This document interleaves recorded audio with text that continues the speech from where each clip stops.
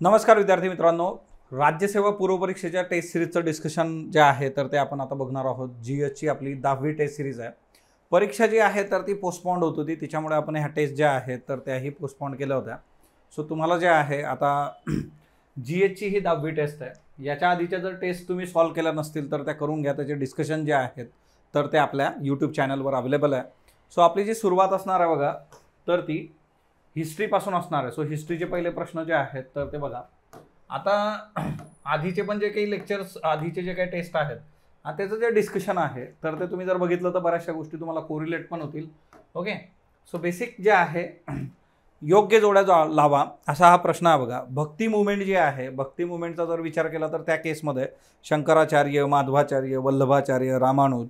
आता राम मंदिराचं जे उद्घाटन सोहळा होता त्या राम मंदिराच्या उद्घाटन सोहळ्याचा जर तुम्ही विचार केला तर त्या केसमध्ये शंकराचार्य जे होते तर ते न्यूजमध्ये आले होते बघा। आणि त्यामुळे जे आहे आता हा एक रेफरन्स आपण तिथं घेतला होता। सो ओव्हरऑल जे आहे याचं उत्तर जे आहे तर ते 3 आहे बघा।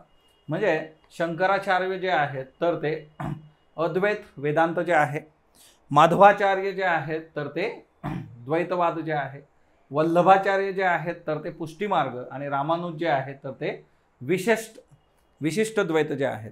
आता कुणी काय काय मार्ग सांगितला, त्यांची फिलॉसॉफी काय होती, त्या ह्या बाबी आहेत। भक्ती मुवमेंट जी आहे आणि सायमल्टेनियसली सुफी मुवमेंट जी आहे, अशा दोन्ही गोष्टी तुम्ही अभ्यासणं गरजेचं असतं। सो नेक्स्ट म्हणजे आहे बघा, खाली दिलेल्या वास्तू कोणत्या शहराशी संबंधित आहे। आता जलमहल, हवा महल, त्याच्यानंतर जे आहे जग मंदिर महल, आणि जे आहे सिटी पॅलेस जे आहे बघा। आता हे सगळे जे वेगवेगळ्या वास्तू आहेत किंवा पॅलेस आहेत हे सगळे जे आहेत ते जयपूरमध्ये स्थित आहेत। आता याच्यामध्ये तुम्हाला फक्त हवा महल जरी माहीत असला तरी इम्पॉर्टंट याच्यावरच तुमचं उत्तर येतं। त्याचं रिझन पण आहे, करंटमध्ये आपण हा रेफरन्स बघितला होता की फ्रान्सचे सर्वेसर्वा ज्यावेळेस आपल्या प्रजासत्ताक दिनाला आले होते बघा। सो त्या केसमध्ये जे आहे हवा महलचा रेफरन्स आपण करंटमध्ये तिथं बघितला होता। सो इथं जे आहे तुमचं उत्तर जयपूर असं आहे बघा। मग बाकीच्या गोष्टी तुम्हाला माहीत नसल्या तरी चालेल, पण हवा महल जे आहे तर ते करंटमध्ये होतं। सो करंट बेसिक हा प्रश्न तुम्हाला इकडे टाकला होता। त्याच्यानंतर जे आहे की सुवर्ण मंदिराचं जे आहे पाया खालीलपैकी कोणत्या शीख धर्मगुरूंनी घातला, तर गुरु रामदास यांनी तो घातला होता बघा। सुवर्ण मंदिर जे आहे गोल्डन टेम्पल, तर गोल्डन टेम्पलचा जो पाया आहे तर तो गुरु रामदास यांनी घातलेला आहे। आणि गोल्डन टेम्पलच्या बाबतीमध्ये एक गोष्ट लक्षात घ्या, 1577 हे 4थे गुरु होते बघा। आणि याच्यानंतर जे कंप्लीशन आहे तर ते 5वे गुरु जे आहे गुरु अर्जुन देव यांनी ते केलेलं आहे। ओके, सो गोल्डन टेम्पलचा पाया जो आहे, आता खलिस्तानी चळवळीबद्दल आपण बऱ्याचशा न्यूज बघितलेल्या आहेत, भारत आणि कॅनडाचे संबंध, आणि त्याच्या केंद्रस्थानी जे आहे तर ऑपरेशन ब्ल्यू स्टार आणि मग सुवर्ण मंदिर। सो ह्या पद्धतीने जे आहे की जास्तीत जास्त एक्सपेक्टेडपर्यंत आपण जाऊ शकतो, तो आपला प्रयत्न असणार आहे। कारण UPSCचा जर तुम्ही विचार केला, आता प्रिलिमचा पेपर जो 16 तारखेला झाला त्या पेपरमध्ये CBB मधून नंबर ऑफ प्रश्न जे आहेत ते विचारले गेलेले आहेत। CBBचं एक डे लॉंग सेशन आपण घेणार आहोत, त्याच्यामध्ये जे आहे तुम्हाला परत एकदा सगळ्या गोष्टी रिवाईज करून दिल्या जातील। चौथ हा जमीन महसूल 10% इतका होता आणि सरदेशमुखी हा कर जो आहे 25% होता। आता बघा, चौथ आणि सरदेशमुखी हे दोघी जे आहेत तर ते मराठा साम्राज्याशी संबंधित महत्त्वाचे कर आहेत बघा। आता इथं चौथ आणि सरदेशमुखीचा जर विचार केला तर हे इंटरचेंज करून दिलेलं आहे बघा तुम्हाला। ओके, आता एकंदर चौथ हा जमीन महसूल आणि सरदेशमुखी बघा, सरदेशमुख आडनावही तुम्ही बघता, तर सरदेशमुखी जी आहे तर ती गावात दिली जायची आणि मग त्याच्यातून कर जमा करून देणं, तर हे इंटरचेंज आहे। सरदेशमुखी 10% आणि चौथ जे आहे तर ते 25% असं होतं। हे इंटरचेंज आहे बघा, आणि इंटरचेंज असल्यामुळे यापैकी नाही असं याचं उत्तर आहे। त्याच्यानंतर नेक्स्ट म्हणजे आहे बॉम्बे नेटिव्ह जनरल लायब्ररी जी आहे त्याची स्थापना खालीलपैकी कुणी केली होती। सो बॉम्बे नेटिव्ह जनरल लायब्ररीची स्थापना जी आहे ती बाळशास्त्री जांभेकरांनी केलेली होती। बाळशास्त्री जांभेकर हे याचं उत्तर आहे। आता बाळशास्त्री जांभेकरांबद्दल जर बघायचं झालं तर त्यांच्या बाबतीत एक फार बेसिक गोष्ट जी आहे ती म्हणजे मराठी पत्रकारितेचे जनक म्हणून आपण त्यांच्याकडे बघतो। त्यांचा जन्म जो आहे 1812, आणि दुसरी बाब जी आहे की दर्पण 1832 मध्ये जे आहे दर्पण ते घेऊन आले होते बघा। आणि हा त्यावेळेचा जो आहे पहिला जो आहे पेपर आहे बघा। आणि हे जे बॉम्बे नेटिव्ह जनरल लायब्ररी जी होती ती 1845 मध्ये सामान्य लोकांसाठी त्यांनी सुरू केलेली होती बघा। सो हे सगळे रेफरन्सेस बाळशास्त्री जांभेकरांबद्दलचे, आणि याच्या पलीकडे जाऊन पण बरेचसे बुकमध्ये तुम्हाला आहेत किंवा याच्या आधी प्रश्न विचारून झालेले आहेत ते तुम्ही बघितले पाहिजेत। देन 1852 जे आहे बघा, महाराष्ट्रातील खालीलपैकी कोणाला ब्रिटिश शासनाद्वारे सर्वोत्कृष्ट शिक्षक शिक्षिका म्हणून घोषित केलं गेलं होतं? सो उत्तर जे आहे सावित्रीबाई फुले. सो 1852 मध्ये जे आहे त्यांना सर्वोत्कृष्ट शिक्षक म्हणून जे आहे ब्रिटिश सरकारने घोषित केलं होतं. आता सावित्रीबाई फुलेंचे रेफरन्सेस भरपूर आहेत. आजच्या डेटमध्ये जे आहे जे भिडेवाडा आहे तिथं स्मारक उभं राहत आहे बघा, आणि त्यामुळे जे आहे की हे महत्त्वाचं आहे आपल्यासाठी. फातिमा बेगम शेख कोण होत्या? या पहिल्या मुस्लिम शिक्षिका आहेत बघा, है ना. यांच्या म्हणजे आपल्या सावित्रीबाई फुले ज्या आहेत त्यांच्या सहकारी म्हणून पण यांच्याकडे बघितलं होतं. मधल्या काळात गुगलने यांचं डुडल पण आणलं होतं. सो आन्सर जे आहे सावित्रीबाई फुले आहेत. आणि 52 कशी जे आहे यांचं जे लिखाण आहे ते पण आपल्यासाठी महत्त्वाचं आहे बघा. 52 कशी सुबोध रत्नाकर असेल किंवा काव्य फुले आहे. त्याच्यानंतर यांचं जे काम आहे 1854 मध्ये जे आहे विधवांसाठी शेल्टर होम उभं केलं होतं, किंवा 1897 मध्ये जे आहे प्लेगसाठी जे आहे त्यांनी काम केलं होतं. क्लिनिक जे आहे ते उभं केलं होतं. अशा सगळ्या गोष्टी. आता नेक्स्ट वन जे आहे आपला पुढचा प्रश्न, अलाहाबाद येथे सेवा समितीची स्थापना 1914 मध्ये कोणी केली होती? तर हृदयनाथ कुंजरू असं याचं उत्तर आहे बघा. आता हृदयनाथ कुंजरू जे आहेत तर ते सर्वंट्स ऑफ इंडिया सोसायटीचे मेंबर्स होते बाबा. हे जे आहे सर्वंट्स ऑफ इंडिया सोसायटी जे आहे तर त्याचे मेंबर होते. सो हा एक यांचा रेफरन्स लक्षात ठेवायचा. आता ही सेवा समिती का स्थापन केली गेली होती? तर हिच्यातून सामान्य लोकांना मदत व्हावी.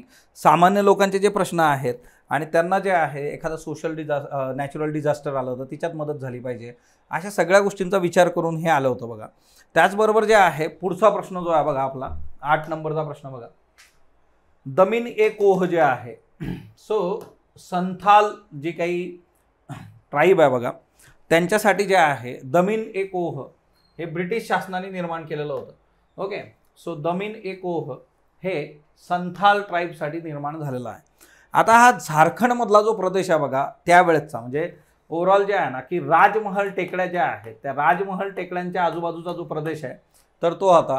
हिच्यामध्ये जे आहे तुम्ही जर बघितलं तर साहेबगंज आहे, त्याच्यानंतर पकूर आहे, गोड्डा आहे, हे सगळे जिल्हे जे आहे ना ते एकत्रित करून जे आहे किंवा त्यावेळेचा जो एरिया होता तो संथालला दिला होता म्हणजे हे सगळं शांत करण्यासाठी.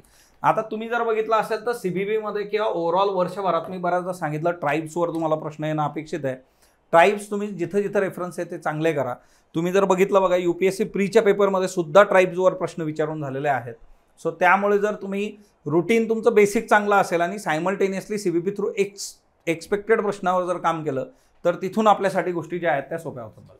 आता इथं बघा पहिला फॅक्टरी कायदा, पंजाब विद्यापीठाची स्थापना, सर विलियम विल्सन हंटर याच्या अध्यक्षतेखाली शिक्षण आयोगाची स्थापना, हे कुणाच्या कारकिर्दीमध्ये झालं होतं? तर हे सगळं जे आहे लॉर्ड रिपन यांच्या कारकिर्दीमध्ये झालं होतं बघा. लॉर्ड रिपन जे आहे रिफॉर्मिस्ट जे आहे आणि लिटन जो आहे त्याच्या बाबतीमध्ये तुम्हाला चांगलं आठवत असेल बघा ज्यांनी लेक्चर केलेलं आहे. सो रिपन जे आहे. आता इथं एक महत्त्वाची बाब जी आहे, पहिला फॅक्टरी कायदा जो आहे 1881 मध्ये आला होता. पंजाब विद्यापीठ जे आहे 1882 मध्ये स्थापना आहे. हंटर कमिशन 1882 जे आहे बघा. त्याच्याबरोबरच जे आहे की यांनी 1882 मध्येच जे आहे लोकल सेल्फ गव्हर्नमेंटचं रेझोल्युशन पण आणलं होतं. सो इथं जे आहे लोकल सेल्फ गव्हर्नमेंट. आता रिपन आणि लोकल सेल्फ गव्हर्नमेंटचा काय संबंध आहे सांगा बरं कमेंट बॉक्समध्ये. त्याच्याबरोबरच जे आहे की काय म्हटलं होतं 1883 मध्ये फेमिन कोड आला होता बघा. जे काही दुष्काळ होता त्याच्या संबंधित ज्या काही उपाययोजना होत्या त्या होत्या. आणि सगळ्यात महत्त्वाचा एक खूप महत्त्वाचा चेंज याच्यामध्ये आहे तो म्हणजे की सिव्हिल सर्वंटसाठीचं एज जे होतं ते जे 18 केलं गेलं होतं बघा या लिटनद्वारे, ते 18 वरून जे आहे 21 करण्यात आलं होतं बघा. सो इमॅजिन करा तुम्ही, आज आपण एज रिलॅक्सेशन देतो किंवा आपण गृहीत धरतो बघा आजचं सिव्हिल सर्व्हिससाठीचं मॅक्स एज जे आहे आणि त्यावेळेस जे 18वर नेऊन ठेवणं म्हणजे सरळ सरळ भारतीयांना ते नाकारल्यासारखं होतं बघा. तर लिटननी त्या काही गोष्टी ज्या आहेत तर त्या प्रॉपरली डील केल्या होत्या. त्याच्यानंतर जे आहे सत्याग्रह हा शब्द जो आहे सर्वप्रथम कधी वापरला गेला होता बघा. ओके. सो हा शब्द चंपारण चळवळी दरम्यान नाही, रोलॅक्ट ॲक्ट जो होता बघा त्या रोलॅक्ट ॲक्टच्या वेळेस हे वापरलं गेलं होतं. रोलॅक्ट ॲक्ट जो आहे सो ही एक महत्त्वाची बाब लक्षात घ्या. रोलॅक्ट ॲक्ट जो आहे त्याच्या बाबतीमध्ये जे आहे पहिल्यांदा वापरलं गेलं होतं 1917 मध्ये जे आहे बघा 1919 मध्ये जे आहे रोलॅक्ट ॲक्ट जो होता त्याच्या वेळेस हे वापरलं. ॲक्च्युली असं म्हटलं होतं बराचदा चंपारण सत्याग्रह वगैरे जे आहे पण ती चळवळ इथं जे आहे तर हा शब्द पहिल्यांदा रोलॅक्ट ॲक्टमध्ये आला होता. आणि गांधीजींना बापू म्हणून चंपारण चळवळी दरम्यान संबोधलं गेलं जे आहे तर हिच्यामध्ये हे बरोबर आहे. आणि हे संबोधणारी व्यक्ती जी होती त्यांचं नाव जे आहे बघा संत राऊत जे आहे तर ते होते आणि त्यांनी जे आहे तर ते बापू असं गांधीजींना म्हटलं होतं बघा. सो ओव्हरऑल जे आहे ना की हा एक महत्त्वाचा रेफरन्स लक्षात ठेवा.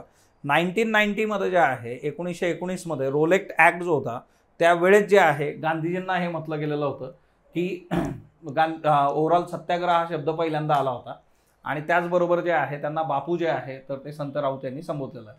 त्याच्यानंतर 11 जे आहे बघा, खालीलपैकी कोणाचा समावेश नेहरू अहवाल समिती 1928-29 मध्ये होता. आता जी काही मोतीलाल नेहरूंच्या अध्यक्षतेखाली समिती आली होती बघा, बऱ्याचदा जवाहरलाल नेहरू मोतीलाल नेहरू असं कन्फ्युजन होऊन जातं. सो अध्यक्ष जे होते ते मोतीलाल नेहरू होते आणि जवाहरलाल नेहरू हे सचिव होते बघा, सेक्रेटरी होते. आणि मग सुभाषचंद्र बोस, सर अली इमाम, M.R. जयकर किंवा तेज बहादूर सप्रू, ॲनी बेझंट हे सगळे तिच्यामध्ये होते. सो वरील सर्व असं याचं उत्तर आहे बघा. नेहरू अहवाल समिती जी आहे त्यामध्ये या सर्वांचा समावेश होता. हिच्यामध्ये जे आहे यांनी पहिला अहवाल जो दिला होता बघा तर तो ऑगस्ट 1929 मध्ये दिला होता आणि दुसरा जो यांचा अहवाल होता तो अहवाल डिसेंबर 1929 मध्ये दिलेला होता बघा. डिसेंबर 1929 असे 2 अहवाल जे आहे तर ते आले होते. हिच्यामध्ये टोटल 22 चॅप्टर होते आणि 87 आर्टिकल्स होते बघा. 22 चॅप्टर्स ओके आणि 87 जे आहे आर्टिकल्स जे आहेत एवढं सगळं होतं. म्हणजे त्याला एक प्रकारे जे आहे ना कॉन्स्टिट्यूशनचं स्वरूपच यांनी प्रॉपरली दिलेलं होतं. मुस्लिम लीगने याला रिजेक्ट केलं होतं आणि मुस्लिम लीगने रिजेक्ट केल्यानंतर जे आहे मोहम्मद अली जिन्ना जे होते त्यांनी 14 पॉईंट प्रोग्राम जो आहे तर तो समोर आणला होता बघा. याच्यानंतर पुढचा जो प्रश्न आपला आहे वर्णनावरून व्यक्ती ओळखा. हा प्रश्न हिस्ट्रीमधला एकदम कॉमन प्रश्न आहे बघा. एखाद्याचं वर्णन देऊन तुम्हाला जे आहे विचारणं. सो तुमचं काम असतं की हिस्ट्री वाचताना जे आहे त्यामध्ये ज्या व्यक्ती येतात तर त्यांचं वर्णन आपण प्रॉपरली डील केलं पाहिजे किंवा त्यांच्याशी संबंधित गोष्टी प्रॉपरली बघितल्या पाहिजेत. सो आता वयाच्या 13व्या वर्षी भारतीय चळवळीत सहभाग घेतला होता. काकोरी रेल्वे लुटीमध्ये सहभागी होते. हिंदुस्तान रिपब्लिक असोसिएशनचा भाग होते. त्यांनी 120 पुस्तकं हिंदी, इंग्रजी, बंगाली भाषेमध्ये लिहिलेली आहे. सो उत्तर जे आहे बघा तर ते मनमथनाथ गुप्ता असं याचं उत्तर आहे.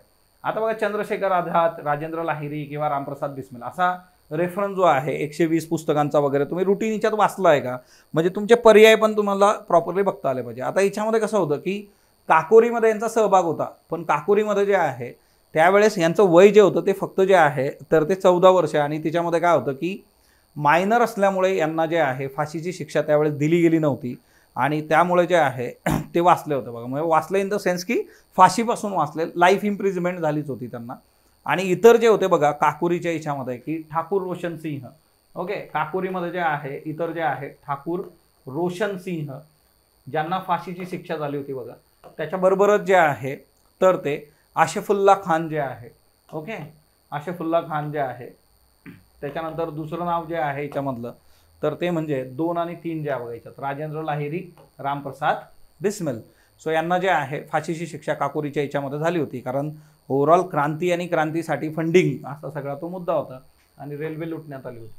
देन 1937 आता जे काही प्रांतिक निवडणुका झाल्या होत्या 1937 मध्ये जे आहे त्याच्यानुसार प्रांत आणि त्या प्रांतातले मुख्यमंत्री किंवा CM जे आहे ते आपल्याला ओळखायचे आहे बघा.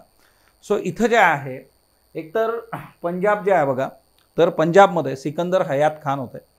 दुसरं जे आहे बिहारचा जो रेफरन्स आहे बघा इथं BG खेर नव्हते तर इथं जे आहे तर ते डॉक्टर श्रीकृष्ण सिन्हा होते बघा okay. So doctor Shrikrishna Sinha जे आहे ते इथं होते. सो हा एक रेफरन्स लक्षात ठेवा. मग आता BG खेर कुठले होते तर BG खेर बॉम्बेचे होते त्यावेळेचे ओके. आता तो मुंबई त्यावेळेचा बॉम्बे प्रांत. सो ओव्हरऑल जे आहे ते बॉम्बेचे होते. सो इथं जे आहे तुम्हाला क ड असं याचं उत्तर आहे. मद्रास C राजगोपालाचारी, ओरिसा हरिकृष्ण मेहताब जे आहे ओके. सो आता हे न्यूजमध्ये आहे का बरं काही हरिकृष्ण मेहताब वगैरे जे आहे ओके. मला कमेंट बॉक्समध्ये सांगा बरं तुम्हाला काही लिंक वगैरे लागते का की ओडिसाच्या बाबतीमध्ये आपण काही करंटमध्ये हा रेफरन्स बघितला होता का हरिकृष्ण मेहताब. म्हणून तुम्हाला हा प्रश्न विचारलेला आहे ओके. आपले जे प्रोटेम स्पीकर आहेत ते कोण आहेत बरं शोधा जरा. मौर्य अर्थव्यवस्थेमध्ये वणिकत हा शब्द कशासाठी वापरला जायचा. सो मौर्य अर्थव्यवस्थेमध्ये वणिकत हा शब्द व्यापारी मार्गांसाठी ट्रेड रूट्स जे होते त्याच्यासाठी वापरला जात होता. मग आता याच्यामध्ये सुवर्ण नाणी जी होती बघा तर ती इथं अब्सेंट होती. हे लक्षात ठेवा बघा. सुवर्ण नाणी मौर्य अर्थव्यवस्था अब्सेंट आहे आणि व्यापारी मार्ग जो आहे त्याला वणिकत असं म्हटलं जायचं. चांदीची जी नाणी होती बघा, सिल्वर कॉईन्स, तर सिल्वर कॉईनला जे आहे पण असं म्हटलं गेलं होतं बघा. सिल्वर कॉईन जे आहे पण. आणि स्तूप जे आहेत तर स्तूपांसाठी जे आहे शब्द पण वापरलेला गेला ओव्हरऑल तिकडे. स्तूप सांची वगैरे जे आहेत तर ते स्तूप त्या काळामध्ये तुम्ही बघू शकता. आता याच्यामध्ये ट्रेड रूटसाठी आपण शब्द बघितला तर ट्रेडिंग कुठल्या गोष्टीसाठी मोठ्या प्रमाणावर होती. इंडिगो आहे, कॉटन आहे, सिल्क आहे, अशा सगळ्या गोष्टींसाठी मोठ्या प्रमाणावर ट्रेडिंग होत होती. सो तो एक मुद्दा आहे. आणि इथं पंचमार्क कॉईन्स पण होते बघा. सिल्वर आणि कॉपर, म्हणजे आता चांदीची नाणी जे आहे सिल्वर आणि कॉपर मध्ये जे आहे तुम्हाला पंचमार्क कॉईन पण याच्यामध्ये बघायला मिळतात बघा. पंचमार्क कॉईन्स जे आहेत. ओके. त्यानंतर नेक्स्ट वन जे आहे 15वा प्रश्न आहे बघा. जज मनी सिस्टीम जी आहे तर ती कुठं होती असा हा प्रश्न आहे.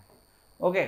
जज मनी व्यवस्था जी आहे गुप्त काळानंतर होती, गुप्त काळात होती, मौर्य काळात होती किंवा महाजनपदांच्या काळात होती.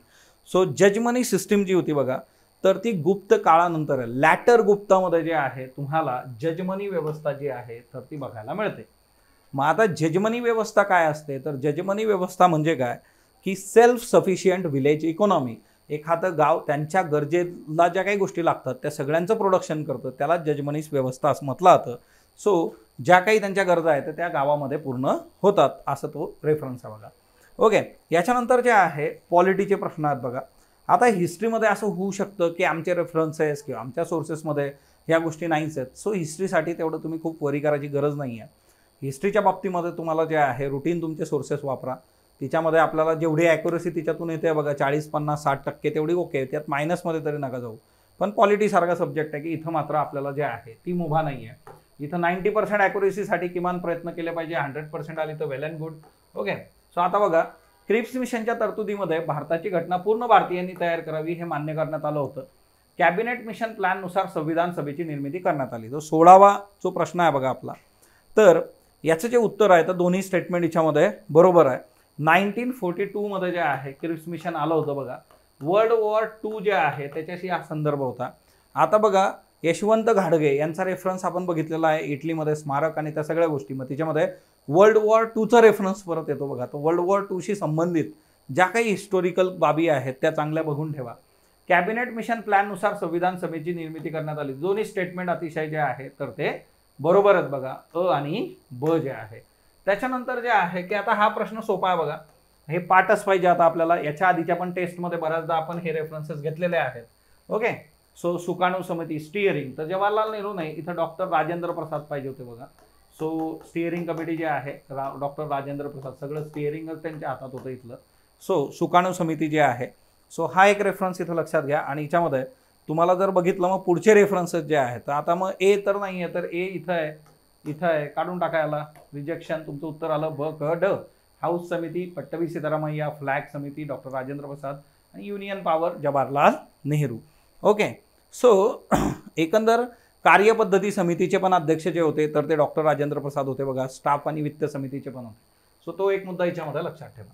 देन भारताच्या लोकसभेमध्ये अँग्लो इंडियन समाजासाठी प्रतिनिधित्वाची तरतूद घटनेच्या कोणत्या कलमामध्ये होती बघा, नमूद आहे किंवा होती. आता हे जे कलम आहे तर ते आपण ती तरतूद रद्द करण्यात आलेली आहे. पण तसं जर तुम्ही बघितलं तर 331 जे आहे बघा अँग्लो इंडियन. आता अँग्लो इंडियनसाठी लोकसभेमध्ये 2, विधानसभेमध्ये 1 असं हे होतं. परंतु 2019 मध्ये जे आहे 104वी घटना दुरुस्ती तिच्यामधून जे आहे की ह्या गोष्टी ज्या आहेत तर त्या वगळण्यात आल्या. आणि अँग्लो इंडियन जे आहे त्याचं प्रतिनिधित्व पुरेसं जे आहे तिथे कंडिशन होती की जर प्रतिनिधित्व पुरेसं नसेल तर त्या केसमध्ये मग तुम्ही जे आहे नियुक्ती करू शकता. आणि त्यांनी त्या पर्टिक्युलर क्लॉजला जे आहे रिप्रेझेंट करून जे आहे तर ते नष्ट केलं किंवा ती गोष्ट आता राहिलेली नाही.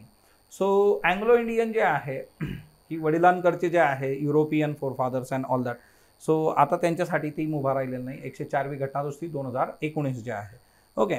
आणि विधानसभेच्या बाबतीमध्ये जे आहे 333 कलम जे आहे बघा. ओके. 333 जे आहे विधानसभेसाठी होतं. हे लोकसभेसाठीच आहे 331. ओके. सो विधानसभा 333 कलम जे आहे. भारताच्या घटनेमध्ये काही मूलभूत हक्क आहे केवळ नागरिकांना आहे. तर बरोबर आहे बघा. काही मूलभूत हक्क हे नागरिकांसाठी आहे. याच्या आधी पण आपण हे डिस्कस केलेलं आहे. चला कमेंट बॉक्समध्ये टाका पटापट की भारतीयांसाठीच असणारे काही मूलभूत हक्क आणि बाकीचे जे आहेत ते सर्वांसाठी पण आहे. भारताचे राष्ट्रपती पद हे भारताचे नागरिक असलेल्या व्यक्तीलाच भूषवता येते. बरोबर आहे. भारतात केवळ जन्माद्वारे भारतीय नागरिक असलेली व्यक्तीच राष्ट्रपती पदासाठी पात्र असते तर नाही.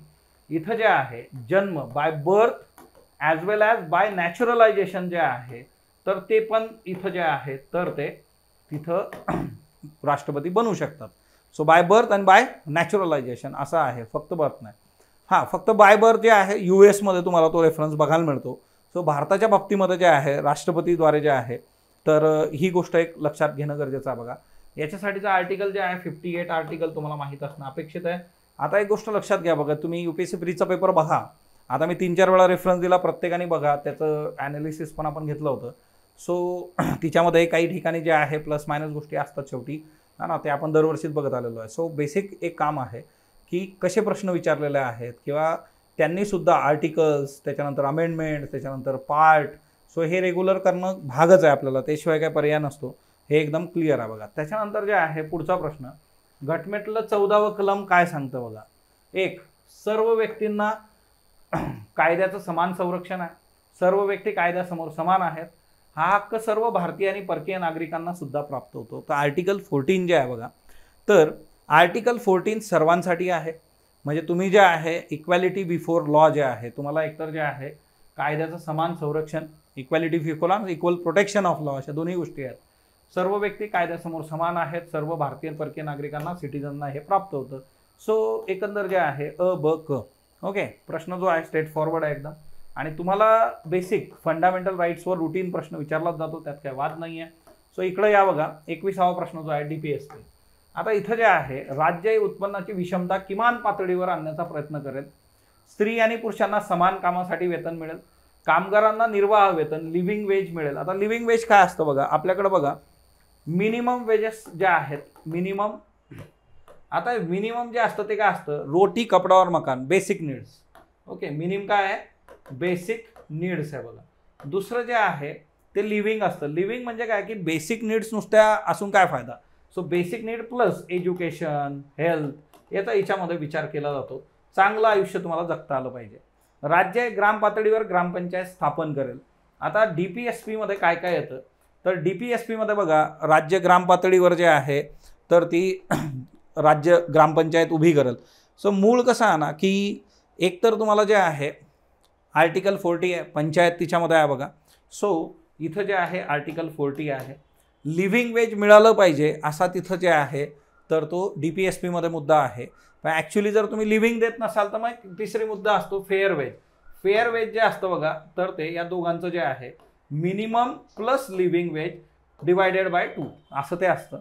सो याच्यासाठीचं जे कलम आहे आपलं ते 43 आहे. ओके, त्याच्यानंतर जे आहे बघा पुरुष आणि स्त्रियांना समान कामासाठी समान वेतन मिळणं जे आहे सो 39. आणि जे आहे बघा विषमता आपल्याला मिटवायची आहे 38 जे आहे. ही काय आहे, वेलफेअर स्टेट आहे बघा. सो सगळेचे सगळे DPSP याच्यामध्ये आहेत. त्याच्यानंतर मूलभूत कर्तव्यांसंबंधी अयोग्य विधान जे आहे. आता मूलभूत कर्तव्य जे आहे केवळ भारतीय नागरिकांनाच लागू होतात. मूलभूत कर्तव्यांची अंमलबजावणी कायद्याद्वारे करता येत नाही. सो 22वा प्रश्न जो आपला आहे, आता बघा मूलभूत कर्तव्य जी आहे तर ती कायद्यानुसार जी आहे तर ते आपण अंमलात आणू शकतो. सो बेसिकली जे आहे याची कायद्याद्वारे अंमलबजावणी करता येत नाही, हे स्टेटमेंट अतिशय चुकीचं आहे बघा. म्हणजे आता फॉर एक्झाम्पल की आपण आपला नॅशनल फ्लॅग जो आहे त्याचा रिस्पेक्ट ठेवला पाहिजे. मग त्याच्यासाठी फ्लॅग कोड ऑफ इंडिया आहे बघा, आपण CBB मध्ये बघितलेलं आहे. सो ह्या गोष्टी मॅटर करतात आणि त्याकरता जे आहे हे दुसरं स्टेटमेंट चुकीचं आहे बघा. आता मूलभूत कर्तव्य जी आहे ती भारतीय नागरिकांसाठी मुळात आहे. त्यामुळे जे आहे की ही भारतीय नागरिकांनाच लागू होतात, बाहेरच्या लोकांसाठी ही नाही आहे. सो त्याच्यामुळे जे आहे अयोग्य विधान फक्त ब आहे. 23 नंबर बघा याच्यामध्ये, राष्ट्रपतींवरील महाभियोग प्रक्रियेची सुरुवात लोकसभेतच करता येते. आता इथं जे आहे ही Lok Sabha as well as Rajya Sabha असं दोघीकडे होऊ शकतं बघा. त्याच्यामुळे जे आहे स्टेटमेंट गेलं. मग अ स्टेटमेंट इथं आहे, इथं आहे बघा, इथं पण आहे. आन्सर ब आणि क आहे तुमचं. महाभियोग 61 आणि इम्पेचमेंट घटनाभंग याच कारणावरून जे आहे तर ते लावता येते. 23वा प्रश्न जो आहे सो त्यांनी जे आहे बघा घटनेचा जो आहे चुकीचा अर्थ किंवा त्या संबंधी है ना. आता एकतर जे आहे की 1/4 लोकांच्या इच्छामध्ये जे आहे तुमच्याकडे परवानगी असणं किंवा त्यांच्या स्वाक्षरीने त्यांच्या सहमतीने हे करणं अपेक्षित असतं. सो तो एक मुद्दा लक्षात ठेवा. 24 नंबरचा जो प्रश्न आहे बघा, संविधान दुरुस्ती विधेयक सादर करताना राष्ट्रपतींची पूर्वसंमती आवश्यक असते. आता अमेंडमेंटसाठी जे आहे आपल्याला जर अमेंडमेंट करायची आहे कॉन्स्टिट्यूशनमध्ये तर राष्ट्रपतींची खरंच आपल्याला गरज असणार आहे का याच्यासाठी, तर आवश्यकता तिथं जे आहे नसणार आहे बघा. हां, मनी बिल असेल तर त्या केसमध्ये वर्क होतं. सो ही स्टेटमेंट जी आहे चुकीची आहे. भारतीय संविधानामध्ये 368व्या कलमाअंतर्गत संविधान दुरुस्तीची तरतूद करण्यात आलेली आहे. ठीक आहे, 368 नुसार जे आहे संविधानामध्ये जे आहे आपण बदल करू शकतो. राज्याची विधान परिषद रद्द करण्यासाठी घटनादुरुस्ती करण्याची आवश्यकता नसते. सो बेसिकली जे आहे ब आणि क हे दोन्ही स्टेटमेंट जे आहे इथं ओके आहेत बघा. आणि एकंदर अमेंडमेंट जे आहे त्या संबंधी बेसिक करून ठेवा. आणि हा रुटीन आहे बघा की प्रेसिडेंट कशाला पूर्व परवानगी देणार नाही देणार. सो त्या गोष्टी जरा महत्त्वाच्या आहेत. देन राष्ट्रीय लोक अदालत संपूर्ण देशात एकाच दिवशी भरवली जाऊ शकते का, तर नावातच आहे बघा राष्ट्रीय. ओके, सो 25वा जो प्रश्न आहे बघा, तर राष्ट्रीय लोक अदालत एका दिवसामध्ये जे आहे सगळ्या देशामध्ये असू शकते. लोक अदालतीची तरतूद विधी सेवा प्राधिकरण कायदा जो आहे बघा है ना, नालसा आणि ते सगळंच 1987 त्याच्या अंतर्गत आहे. अंतिम निर्णय जो आहे निर्णय अंतिम असतो, अपीलक्षम नसतो. लोक अदालतच्या बाबतीत 1982 पासूनचा हा सगळा इतिहास आहे. लोक अदालतीमध्ये जर तुम्ही एकदा अप्लाय केलं तर त्या केसमध्ये ही गोष्ट तुम्हाला लक्षात ठेवायची आहे की लोक अदालतीमध्ये एकदा अप्लाय केल्यानंतर सिंपली जे आहे तुम्हाला हायकोर्ट सुप्रीम कोर्ट कुठेही जाता येत नाही. उलट जर एखादी केस तुमची कोर्टात असेल तर तुम्ही जर लोक अदालतीकडे करून सॉर्ट आउट केलं तर तुम्हाला कोर्टामध्ये जी फी भरलेली आहे ती पण परत मिळते बघा. सो हा रेफरन्स एक लक्षात ठेवा. ओके, सो इथं जे आहे ब तिघी स्टेटमेंट जे आहे ते बरोबर आहे बघा. ब क विधान परिषदेच्या सदस्यत्वासंबंधी खालीलपैकी योग्य विधान निवडा. संबंधित राज्यातील कोणत्याही विधानसभा मतदारसंघातील नोंदणीकृत मतदार आपल्याला पाहिजे. आता जर विधान परिषदेसाठी एखाद्याला उभं राहायचं आहे बघा तर मग त्या संबंधीची कंडिशन काय आहे, तर ओके तो कुठलाही जो आहे नोंदणीकृत असेल आपल्याला चालणार आहे. राज्यपालामार्फत नामनिर्देशनाकरता पात्र ठरवण्यासाठी सदर व्यक्ती राज्याचा रहिवासी जो आहे तर तो असला पाहिजे. तर नक्कीच जे अवघात दुसऱ्या राज्यातून कसा आणणार आपण, तर त्या राज्याचा असला पाहिजे. आता याच्यामध्ये जे आहे वय वर्ष जे आहे 30 इयर्स असं आहे बघा. 30 वर्ष किमान तुमचं वय तिथं असलं पाहिजे. सायमल्टेनियसली जे आहे की याच्यासाठीची जी पात्रता आहे ती कशात सांगितलेली आहे, आर्टिकल 173 मध्ये आहे बघा, 173. ओके, आणि त्याचबरोबर जे आहे लोकप्रतिनिधित्व कायदा 1951, रिप्रेझेंटेशन ऑफ पीपल्स ॲक्ट 1951 सुद्धा इथं महत्त्वाचा आहे. ओके, आता 27 नंबरचा प्रश्न बघा. 27 नंबरचा जो प्रश्न आहे बघा, तर इथं जे आहे राज्याच्या राज्यपालांच्या विशेष अभिभाषणाची स्पेशल ॲड्रेस तरतूद कोणत्या कलमामध्ये आहे. आता बघा राज्यपाल यांच्यावर पण UPSCत प्रश्न आला आहे. राज्यपाल जे आहे वर्षभरामध्ये महाराष्ट्राचे काय, तमिळनाडूचे काय, वेगवेगळ्या राज्यांमधले बरेचसे न्यूजमध्ये होते. सो राज्यपालांचं अभिभाषण 176 जे आहे. आता तमिळनाडूमध्ये याच्यावरूनच इश्यू झाला होता की हे अभिभाषण जे आहे ते सरकार देतं आणि तेच तुम्हाला वाचून दाखवायचं आहे, पण त्यांनी जे आहे तिच्यामध्ये चेंजेस केले होते बघा. ओके, सो याच्यामध्ये तुम्हाला जे आहे की 175 जे आहे तर ते तुम्ही बघितलं पाहिजे बघा. ओके, 175 176 हे कलम जे आहेत ती महत्त्वाची आहे. त्याच्यानंतर जे आहे महापौर पदाचा कार्यकाळ 2.5 वर्षाचा असतो. ओके, पंचायत समिती सभापती यांचा कार्यकाळ 2.5 वर्षाचा असतो. उपमहापौर 5 नाही 2.5 वर्ष जे आहे बघा. सो 2.5 जे आहे. सो इथं अ आणि ब असं याचं उत्तर आहे बघा. 28 नंबर जे आहे अ आणि ब जे आहे तर हे याचं उत्तर आहे. ओके, सो महापौर असू देत, उपमहापौर असू दे, पंचायत समिती सभापती, उपसभापती, जिल्हा परिषद अध्यक्ष, उपाध्यक्ष जे आहे, सो सगळ्यांचं जे आहे तर ते 2.5 वर्ष आहे बघा. तर 5 वर्षाचं इथं काही डायरेक्टली संबंध येत नाही. ओके, देन ग्रामपंचायत सरपंच आणि उपसरपंच यांचं जर पद रिक्त झालं तर त्या केसमध्ये सरपंच ग्रामपंचायत सदस्यांद्वारे जे आहे निवडलेले असल्यास किती दिवसात हे पद भरणं जे आहे तुम्हाला अपेक्षित आहे. सो इथं जे आहे बघा 30 दिवसांमध्ये तुम्हाला हे पद भरणं अपेक्षित असतं जर सरपंच जे आहे ग्रामपंचायत सदस्यांसाठी द्वारे निवडलेले असतील तर. आता याच्यामध्ये कसं आहे ना की आणि जो काही उर्वरित काळ असतो त्या उर्वरित काळासाठी ते त्या पदावर राहतात. खालीलपैकी जिल्हा परिषदेकडे असलेल्या कामांचा पर्याय निवडा. ओके, आता जिल्हा परिषदेकडे जी काही कामं आहेत बघा, आता तुम्हाला रुटीन याच्यात पंचायत राजमध्ये किंवा ह्या रुटीन प्रश्न विचारले जातात त्याची ऐच्छिक कामं जी आहेत, कंपल्सरी कामं जी आहेत. सो कृषी संबंधी कामं, हरिजन सप्ताह साजरं करणं, आंतरजातीय विवाहांना प्रोत्साहन, सार्वजनिक आरोग्य सुधारणा, अशी 4ही जे आहेत तर ती कामं त्यांची आहेत बघा. आणि याच्यामध्ये जे आहे ना की जिल्हा परिषद आणि पंचायत समिती कायदा जो आहे महाराष्ट्राचा 1961चा, याच्यानुसार ही कामं यांना जी आहे सोपवलेली आहे. ओके, हिच्यामधलं शेड्यूल 1 आणि अनुसूची जी आहे तर ती 129 म्हणजे 129 कामं जी आहेत ती यांना दिलेली आहे बघा झेडकीकडं. 129 जे आहे जिल्हा परिषदेकडे कामाची आहेत ती. सो हा एक मुद्दा लक्षात ठेवा. त्याच्यानंतर जे आहे आपल्याला करंटचे प्रश्न बघायचे आहेत बघा. सो करंटचे जे प्रश्न असतील आपले 46 पासून प्रश्न बघा. ओके, सो बाल न्यायालय जे आहे त्याच्या संबंधीचा प्रश्न आहे. पुण्यातली जी पोर्शे केस आहे त्या पोर्शे केसला समोर ठेवून आहे. याच्यामध्ये 2 सदस्य असतात. दोन्ही सदस्य सामाजिक हिच्यातले नाही, एकच सदस्य सामाजिक हिच्यात काम करणारा असतो. सो हा एक रेफरन्स इथं महत्त्वाचा आहे की दोन्ही जर सामाजिक हिच्यातले घेतलं तर गडबडून जाईल. सो इथं जे आहे एक सदस्य सामाजिक हिच्यातला आहे, सामाजिक भान असलं पाहिजे. ओके, कारण तिथं मायनर आणि त्याच्याबद्दलच्या गोष्टी ज्या आहेत त्या तुम्हाला डील करायच्या आहेत. सो इथं जे आहे एक सदस्य जो आहे तो सामाजिक क्षेत्रातला असतो बघा, आणि दुसरा सदस्य जो असतो तो विधी क्षेत्रातला असतो किंवा ओव्हरऑल कायदा आणि त्याच्या संबंधित त्याला नॉलेज असावं. 18 वर्षाखालील मुलाकडून एखादा गुन्हा घडल्यास त्याला बाल न्याय मंडळासमोर हजर केलं जातं.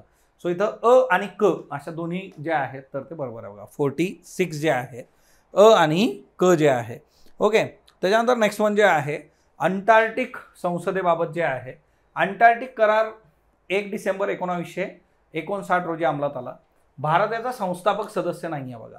सो अंटार्क्टिकच्या बाबतीमध्ये जर तुम्ही बघितलं तर अंटार्क्टिकच्या बाबतीमध्ये याच्यावर जे आहे मुळात ज्यांनी हे सगळं केलं होतं तिच्यामध्ये कोण कोण येतं? Argentina, Australia, Belgium, Chile, France, Japan, New Zealand, Norway, दक्षिण आफ्रिका, UK हे सगळे देश त्याच्यामध्ये आहेत. भारताची जी एंट्री आहे बघा तर ती 1983 मध्ये झाली होती. ओके, भारताने 1983 मध्ये याला जॉईन केलेलं आहे. सो संस्थापक सदस्य आपण नाही.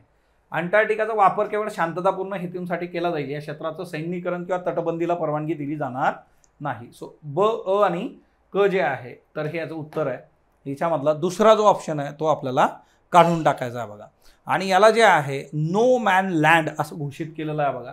No man land. Okay, so हा एक रेफरन्स याच्यामध्ये लक्षात ठेवा.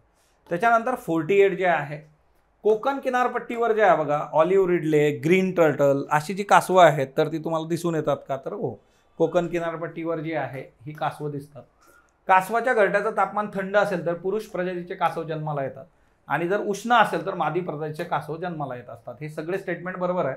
टेम्परेचर आणि कासवाची अंडीन तिच्यातून बाहेर येणारी पिलं हा एक खूप महत्त्वाचा आस्पेक्ट आहे. याच्यामध्ये काय आहे ना की जर ग्लोबल वॉर्मिंग वाढत गेलं अजून तर त्या केसमध्ये कासवाची जी पिलं आहेत मग तिच्यामध्ये मादीची पिलं जास्त बाहेर येण्याचं प्रमाण राहील, नर कमी होतील, मग तो बॅलन्स जाऊ शकतो, त्यांचा पण सेक्स रेशो गडबडू शकतो आणि मग ते परत जे आहे पुढे जाऊन त्यांच्या अस्तित्वाला हा धोका आहे. त्याच्यानंतर नेक्स्ट वन जे आहे नोंदणीकृत राजकीय पक्षांना कायदेशीर काही फायदे मिळतात तर तिच्यामध्ये काय काय असतं बघा. आता लोकसभेचे इलेक्शन झालेले आहेत तर नोंदणीकृत काय जे काही पक्ष आहेत प्राप्तिकर कायदा 1961च्या कलम 13 अंतर्गत प्राप्तिकर परताव्यामध्ये सूट मिळते यांना. लोकसभा किंवा राज्यातील विधानसभा यांच्या सार्वत्रिक निवडणूक लढवण्यासाठी पक्षाची ओळख म्हणून चिन्ह प्राप्त होतं ना, एकमेव चिन्ह सगळ्या दूर कॉमनली वापरू शकता. निवडणूक प्रचारादरम्यान 50 स्टार प्रचारक नाही 20 स्टार प्रचारक निवडण्याची यांना मुभा असते. म्हणजे स्टार प्रचारक त्याचा खर्च वगैरे त्या गोष्टी मोजल्या जात नाही नंतर. सो 20 स्टार प्रचारक यांना जे आहे तर ते देण्याची मुभा असते. 50वा प्रश्न जो आहे बघा आपला तर तो आहे हिंदू विवाह कायदा 1955 हा विधिवत विवाहाशी संबंधित कायदा आहे आणि विशेष विवाह कायदा 1954 हा नोंदणीकृत विवाहाशी संबंधित कायदा आहे. 2 स्टेटमेंट बरोबर आहे. तुम्हाला इथं विचारलंय बिनचूक नसलेले, बिनचूक म्हणजे बरोबर, बरोबर नसलेलं म्हणजे काय चूक. याचा अर्थ काय यापैकी नाही. आता मधल्या काळामध्ये सर्वोच्च न्यायालयाने जे काही निर्णय किंवा वेगवेगळ्या न्यायालयांमध्ये एक चर्चा झाली होती तिच्यामध्ये होतं की बाबा लग्न जर असेल तर प्रॉपर सप्तपदी वगैरे असली तर मग त्याला लग्न मानणार वगैरे वगैरे असा मुद्दा होता. सो तो मुद्दा इथं महत्त्वाचा आहे. Just mercenary notes from my life and career हे पुस्तक कोणी लिहिलेलं आहे तर हे D. सुब्बाराव यांनी लिहिलेलं पुस्तक आहे बघा. सो जस्ट मर्सिनरी जे आहे आता UPSCने सुद्धा पुस्तक विचारलं होतं बघा. ओके, करंटमध्ये जे आहे मग बऱ्याचदा सांगतो की करंट आहे त्याला जे आहे प्रश्न विचारण्याची पद्धत थोडी बदलू शकते एखाद्या ठिकाणी, पण मूळ जे आहे की त्याच्यासाठी खूप चेंजेस होत नाहीत. तुम्ही करंटचा अभ्यास प्लेनलीच करणं अपेक्षित असतं, त्याचा बेनिफिट तुम्हाला कुठेही होऊ शकतो.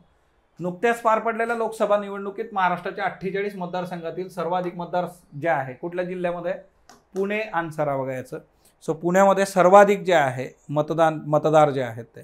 ओके, त्याच्यानंतर पुढचा प्रश्न आहे, खालीलपैकी कोणत्या देशांमध्ये राजकीय संबंध नुकतेच संपुष्टात आलेले आहेत? मेक्सिको आणि इक्वेडोर हे जे देश आहेत यांच्यामध्ये नुकतेच राजकीय संबंध जे आहेत तर ते संपुष्टात आलेले आहेत.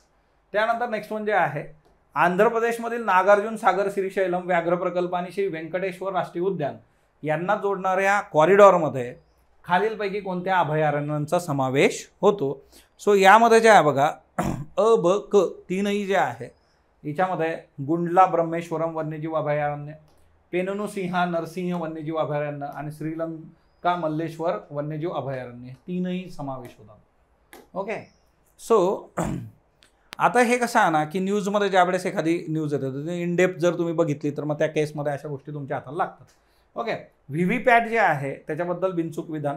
व्हीव्हीपॅटची संकल्पना 2013 नाही 2010 मध्ये सर्वप्रथम जे आहे समोर आली होती है ना. Voter verified paper audit trail जे आहे. चला सांगा बरं किती सेकंदासाठी तुम्ही बघू शकता की तुम्ही कुणाला मतदान केलेलं आहे. ओके. त्याच्यानंतर जे आहे की भारत इलेक्ट्रॉनिक्स लिमिटेड आणि इलेक्ट्रॉनिक्स कॉर्पोरेशन ऑफ इंडिया यांनी याची निर्मिती केलेली आहे. मतदारांना व्हीव्हीपॅट मशीन मतपत्रिका 7 सेकंद इतका वेळ पाहता येते. सो ब आणि क हे याचं उत्तर आहे बघा. ओके. सो नेक्स्ट वन जे आहे जापी, बांबूपासून बनवलेली एक पारंपरिक टोपी असते बघा. तर जापी जी आहे तिला GI टॅग मिळालेला आहे. तर जापी कुठल्या राज्याशी संबंधित आहे? आन्सर इज आसाम जे आहे बघा. सो जापी आसामशी संबंधित आहे. खालीलपैकी कोणत्या राज्यामध्ये केंद्र सरकारने आपसा कायद्याचं क्षेत्रफळ वाढवलेलं आहे बघा. Okay. Arm forces special power act जो आहे तर तो आपल्याला माहीत पाहिजे, बऱ्याचदा न्यूजमध्ये असतो. तो arm forces special power act जो आहे तर त्याचं जे काही क्षेत्रफळ वाढवलेलं आहे ते अरुणाचल आणि नागालँड ब आणि क ह्या 2 राज्यांमध्ये जे आहे तर ते वाढवलेलं आहे. आता असोसिएशन फॉर डेमोक्रेटिक रिफॉर्म्स आणि नॅशनल इलेक्शन वॉच यांच्या जे आहे 17व्या लोकसभेच्या अहवालाबाबत बिनचूक विधान निवडा. सो 58 जे आहे यामध्ये जे आहे बघा जर आपण बघितलं की खासदारांची सर्वाधिक उपस्थिती जी आहे तर छत्तीसगड जे आहे तर ते त्याचं उत्तर आहे. कुठल्या खासदारांची सर्वात जास्त उपस्थिती होती? अरुणाचल नाही. आणि खासदारांची सर्वात कमी उपस्थिती जर तुम्ही बघितली तर ती जी आहे ती अरुणाचल प्रदेशमध्ये आहे. सो ही 2 राज्य जी आहेत इथे इंटरचेंज झालेली आहे.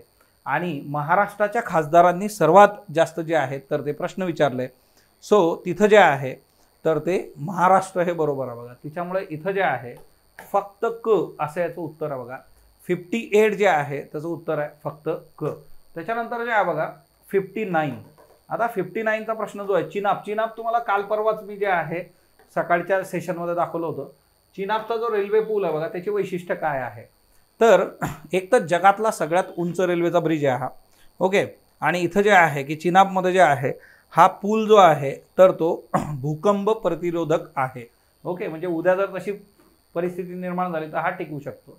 जगातला सर्वात जो आहे तर तो उंच जो आहे कमान असलेला हा रेल्वे पूल आहे हेही बरोबर आहे. जम्मू जिल्ह्यातील नाही रियासी जिल्हा जो आहे बघा मी तुम्हाला विचारलं पण होतं हे शिकवताना की रियासी जिल्हा जो आहे तर तो या ब्रिजच्या बाबतीमध्ये सोडलं तर अजून कुठल्या गोष्टीसाठी न्यूजमध्ये होता? तर रियासीमध्ये आपल्याला लिथियम जे आहे ते सापडलं आहे. नदीपात्रापासून 359 मीटर उंचीवर हे आहे बघा. सो इथं जे आहे क जर तुम्ही बाहेर काढलं तर अ ब ड हे याचं उत्तर आहे बघा. त्याच्यानंतर नेक्स्ट म्हणजे आहे रेशीम कोशापासून धागा निर्मिती करता असलेल्या ऑटोमॅटिक रेलिंग मशीनच्या शेडसाठी अनुदान देणारं राज्य कुठलं? तर ते राज्य जे आहे महाराष्ट्र आहे बघा. सो 60 नंबरचा जो आपला प्रश्न आहे त्याचं उत्तर आहे महाराष्ट्र.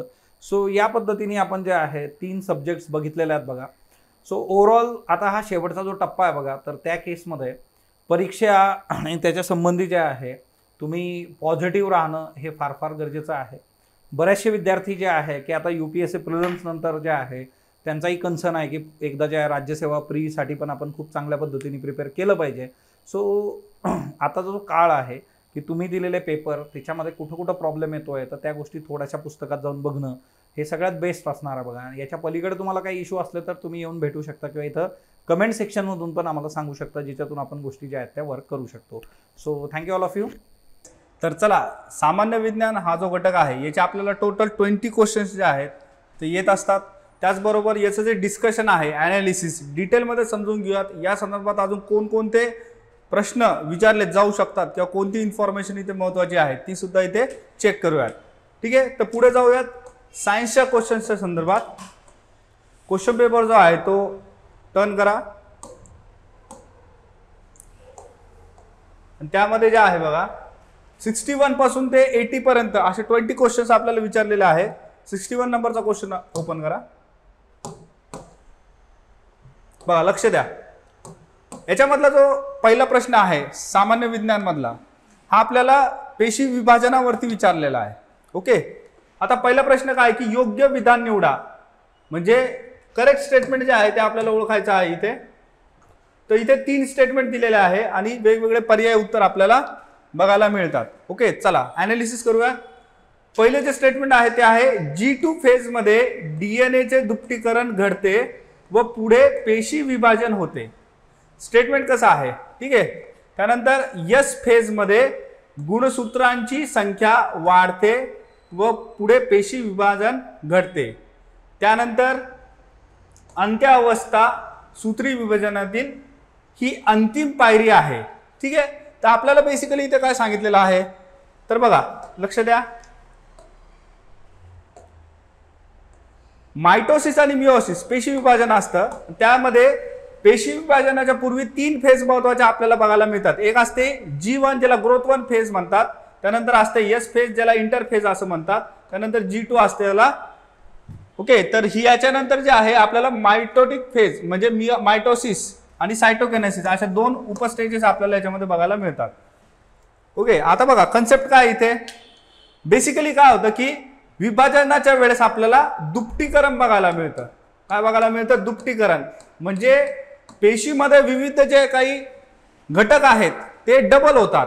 कशानं? संख्येने. आता याच्यामध्ये जी पहिली फेज आहे G1 फेज, तर याच्यामध्ये डीएनएचं दुप्टीकरण होत नाही. ठीक आहे, डीएनएचं दुप्टीकरण होत नाही.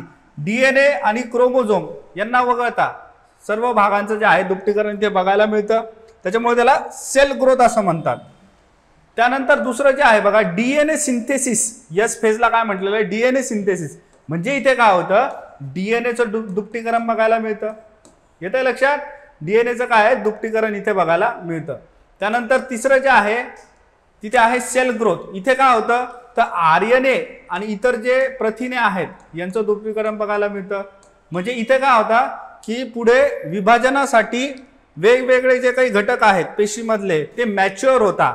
ओके, एका स्टेजवरती ते येतात आणि पुढे जाऊन काय होतं तर मायटोसिस ही प्रक्रिया सुरू होते. ठीक आहे, तर मायटोसिस मध्ये आपल्याला 4 फेज माहिती आहे. कोणकोणते आहेत? प्रोफेज आहे, मेटाफेज आहे, ॲनाफेज आहे आणि टेलोफेज आहे. तर टेलोफेज हा जरी त्याच्यातला शेवटचा फेज असेल पण तिथे विभाजन संपतं का? तर नाही. विभाजन कधी संपतं? जेव्हा पेशीद्रव्य म्हणजेच सायटोप्लाझम याचं विभाजन होतं. सायटोप्लाझमचं जेव्हा विभाजन होतं तेव्हा ही प्रक्रिया पूर्ण होत असते. मग सायटोप्लाझमचं विभाजनालाच काय म्हटलं जातं? सायटोकिनेसिस म्हटलं जातं. याचा अर्थ काय की मायटोसिस ही प्रक्रिया कधी संपते? सायटोकिनेसिस या स्तरावर येऊन संपते. ठीक आहे, तर अशा पद्धतीने कन्सेप्ट आहे. आता पुढे जे आहे बघा आपण प्रश्नाला जे आहे स्टेटमेंट दिलेलं आहे ते जे आहे ही इन्फॉर्मेशन तिथे मॅच करूया. इथे दिलेलं आहे बघा की अंत्यावस्था सूत्र विभाजनाची अंतिम पायरी आहे का? नाहीये. ठीक आहे, तर आता यस फेज मध्ये गुणसूत्रांचं जी संख्या आहे ती वाढते आणि पुढे पेशी विभाजन घडते. तर नाही. ही कितवी स्टेप आहे? दुसरी स्टेप आहे. हे पण चुकीचं आहे.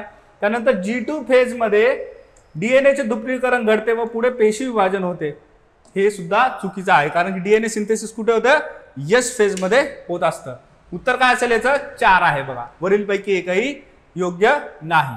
ठीक आहे, त्यानंतर दुसरा जो प्रश्न आहे 62 नंबरचा, याच्यामध्ये सांगितलं आहे की मेलेटोनिन संप्रेरक कोणत्या ग्रंथीमधून स्त्रवले जाते. ठीक आहे, इझी बघा, 1 लाइनर आहे. बऱ्याच वेळेस आयोगामध्ये पण असे जे ऑप्शन दिले जातात बघा, इनिशियल अल्फाबेट बघायचे. आता इथे बघा जसं पी दिलेलं आहे, याच्यावरून गेस करू शकतो की 50-50 जे आहेत आपले चान्सेस इथे वाढून जातात. पिनियल ग्लँड जे आहे बघा हे त्याचं काय असणार आहे? उत्तर आहे. ठीक आहे, आता ग्लँडच्या संदर्भात जर माहिती घ्यायची अजून कोणत्या टाईपचे प्रश्न येऊ शकतात तर बेसिकली हेच आहे की कोणती ग्रंथी कुठे लोकेटेड असते आणि त्याच्यामधून कोणकोणते हॉर्मोन्स जे आहेत ते स्त्रवले जातात हे आपल्याला इथे बेसिकली माहिती पाहिजे. ठीक आहे, तर आता पिनियल ग्लँड जर म्हटलं तुम्ही तर कुठे असते? तर मेंदूमध्ये असते. ठीक आहे, पुढच्या बाजूला जे आहे आपल्याला पिट्युटरी ग्लँड बघायला मिळतं. मागच्या बाजूला जे आहे खालच्या बाजूला आपल्याला पिनियल ग्लँड बघायला मिळतो. अजून काय कार्य आहे पिनियल ग्लँडचे, तर सिकार्डियन रिदम म्हणजे दिवस आणि रात्र याचं जे ज्ञान आहे, याची जी बॉडीला सवय असते, हे कोण करून देतं, तर पिनियल ग्लँड मधलं मेलेटॉनिन हे जे हॉर्मोन आहे ते करून देत असतं. ठीक आहे, चला त्यानंतर पुढचा प्रश्न बघूया.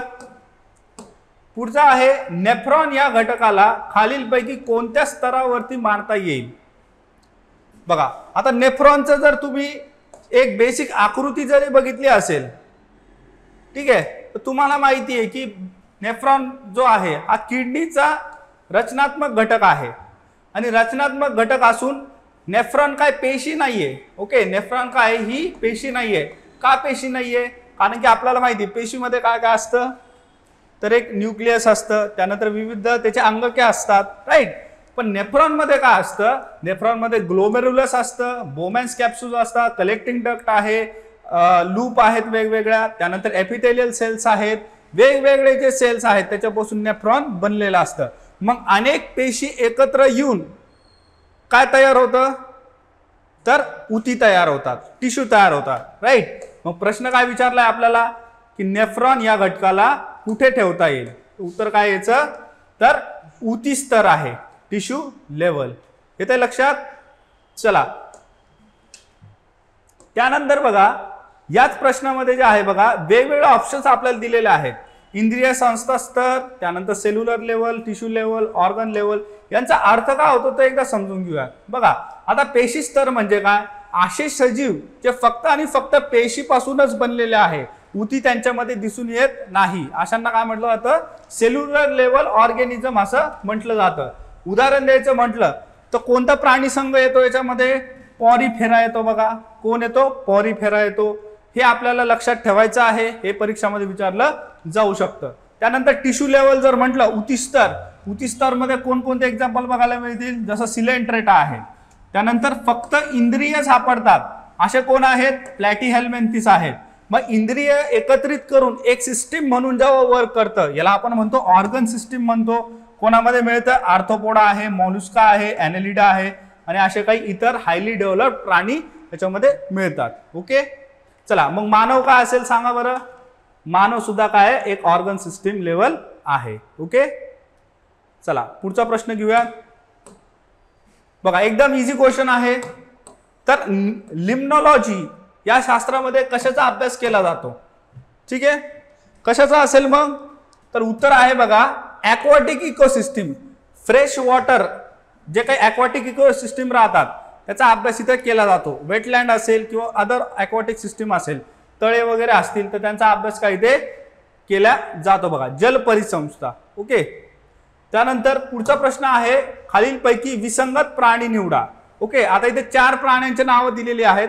जसं प्रिव्हियस इयर मध्ये तुम्हाला काही वनस्पती दिल्या होत्या, बरोबर, त्यांचे सायंटिफिक नाव तुम्हाला दिले होते, त्याच आधारावरती हा प्रश्न आलेला आहे. बघा तर इथे तुम्हाला विसंगत प्राणी ओळखायचं आहे. आता इथे काय की वेगवेगळे जे प्राणी संघ आहे आपले, जसं आर्थ्रोपोडा असेल किंवा मग इथे एव्स आहे, मॅमल्स आहेत, तर याच्यापैकी एक प्राणी संघातील प्राणी जो आहे तो कसा आहे, वेगळा आहे. मग याच्यामध्ये बघा इथे आपल्याला वार्बलिंग बायरो हा काय एक पक्षी आहे, म्हणजे हा कोणत्या वर्गामध्ये येतो, एव्स मध्ये येतो. आणि बाकी हे जे आहेत हे काय आहेत, हे जेलीफिश आहेत. बघा ओके, बाकीचे जे 3 आहेत उरलेले ते काय, तर जेलीफिश आहेत. ओके, आता पक्षीचे वगैरे जे नाव आहे बघा, तर हे चांगले करून ठेवायचे, म्हणजे इन केस असे पाठांतर नाही करायचे, पण त्याचं लॉजिक बघायचं. जेव्हा 2 नावं जे आहे एकत्र केले जातात तेव्हा पक्षीचे नाव तयार होतात. बघा, आणि कधी पण असे फॅन्सी नावं जे आहेत जसं वार्बलिंग, त्यानंतर स्लायटर, स्केटर असे जे नाव आहेत तर ते पक्ष्यांना जे आहे ते दिले जातात. ओके, त्यानंतर पुढचा प्रश्न बघूया.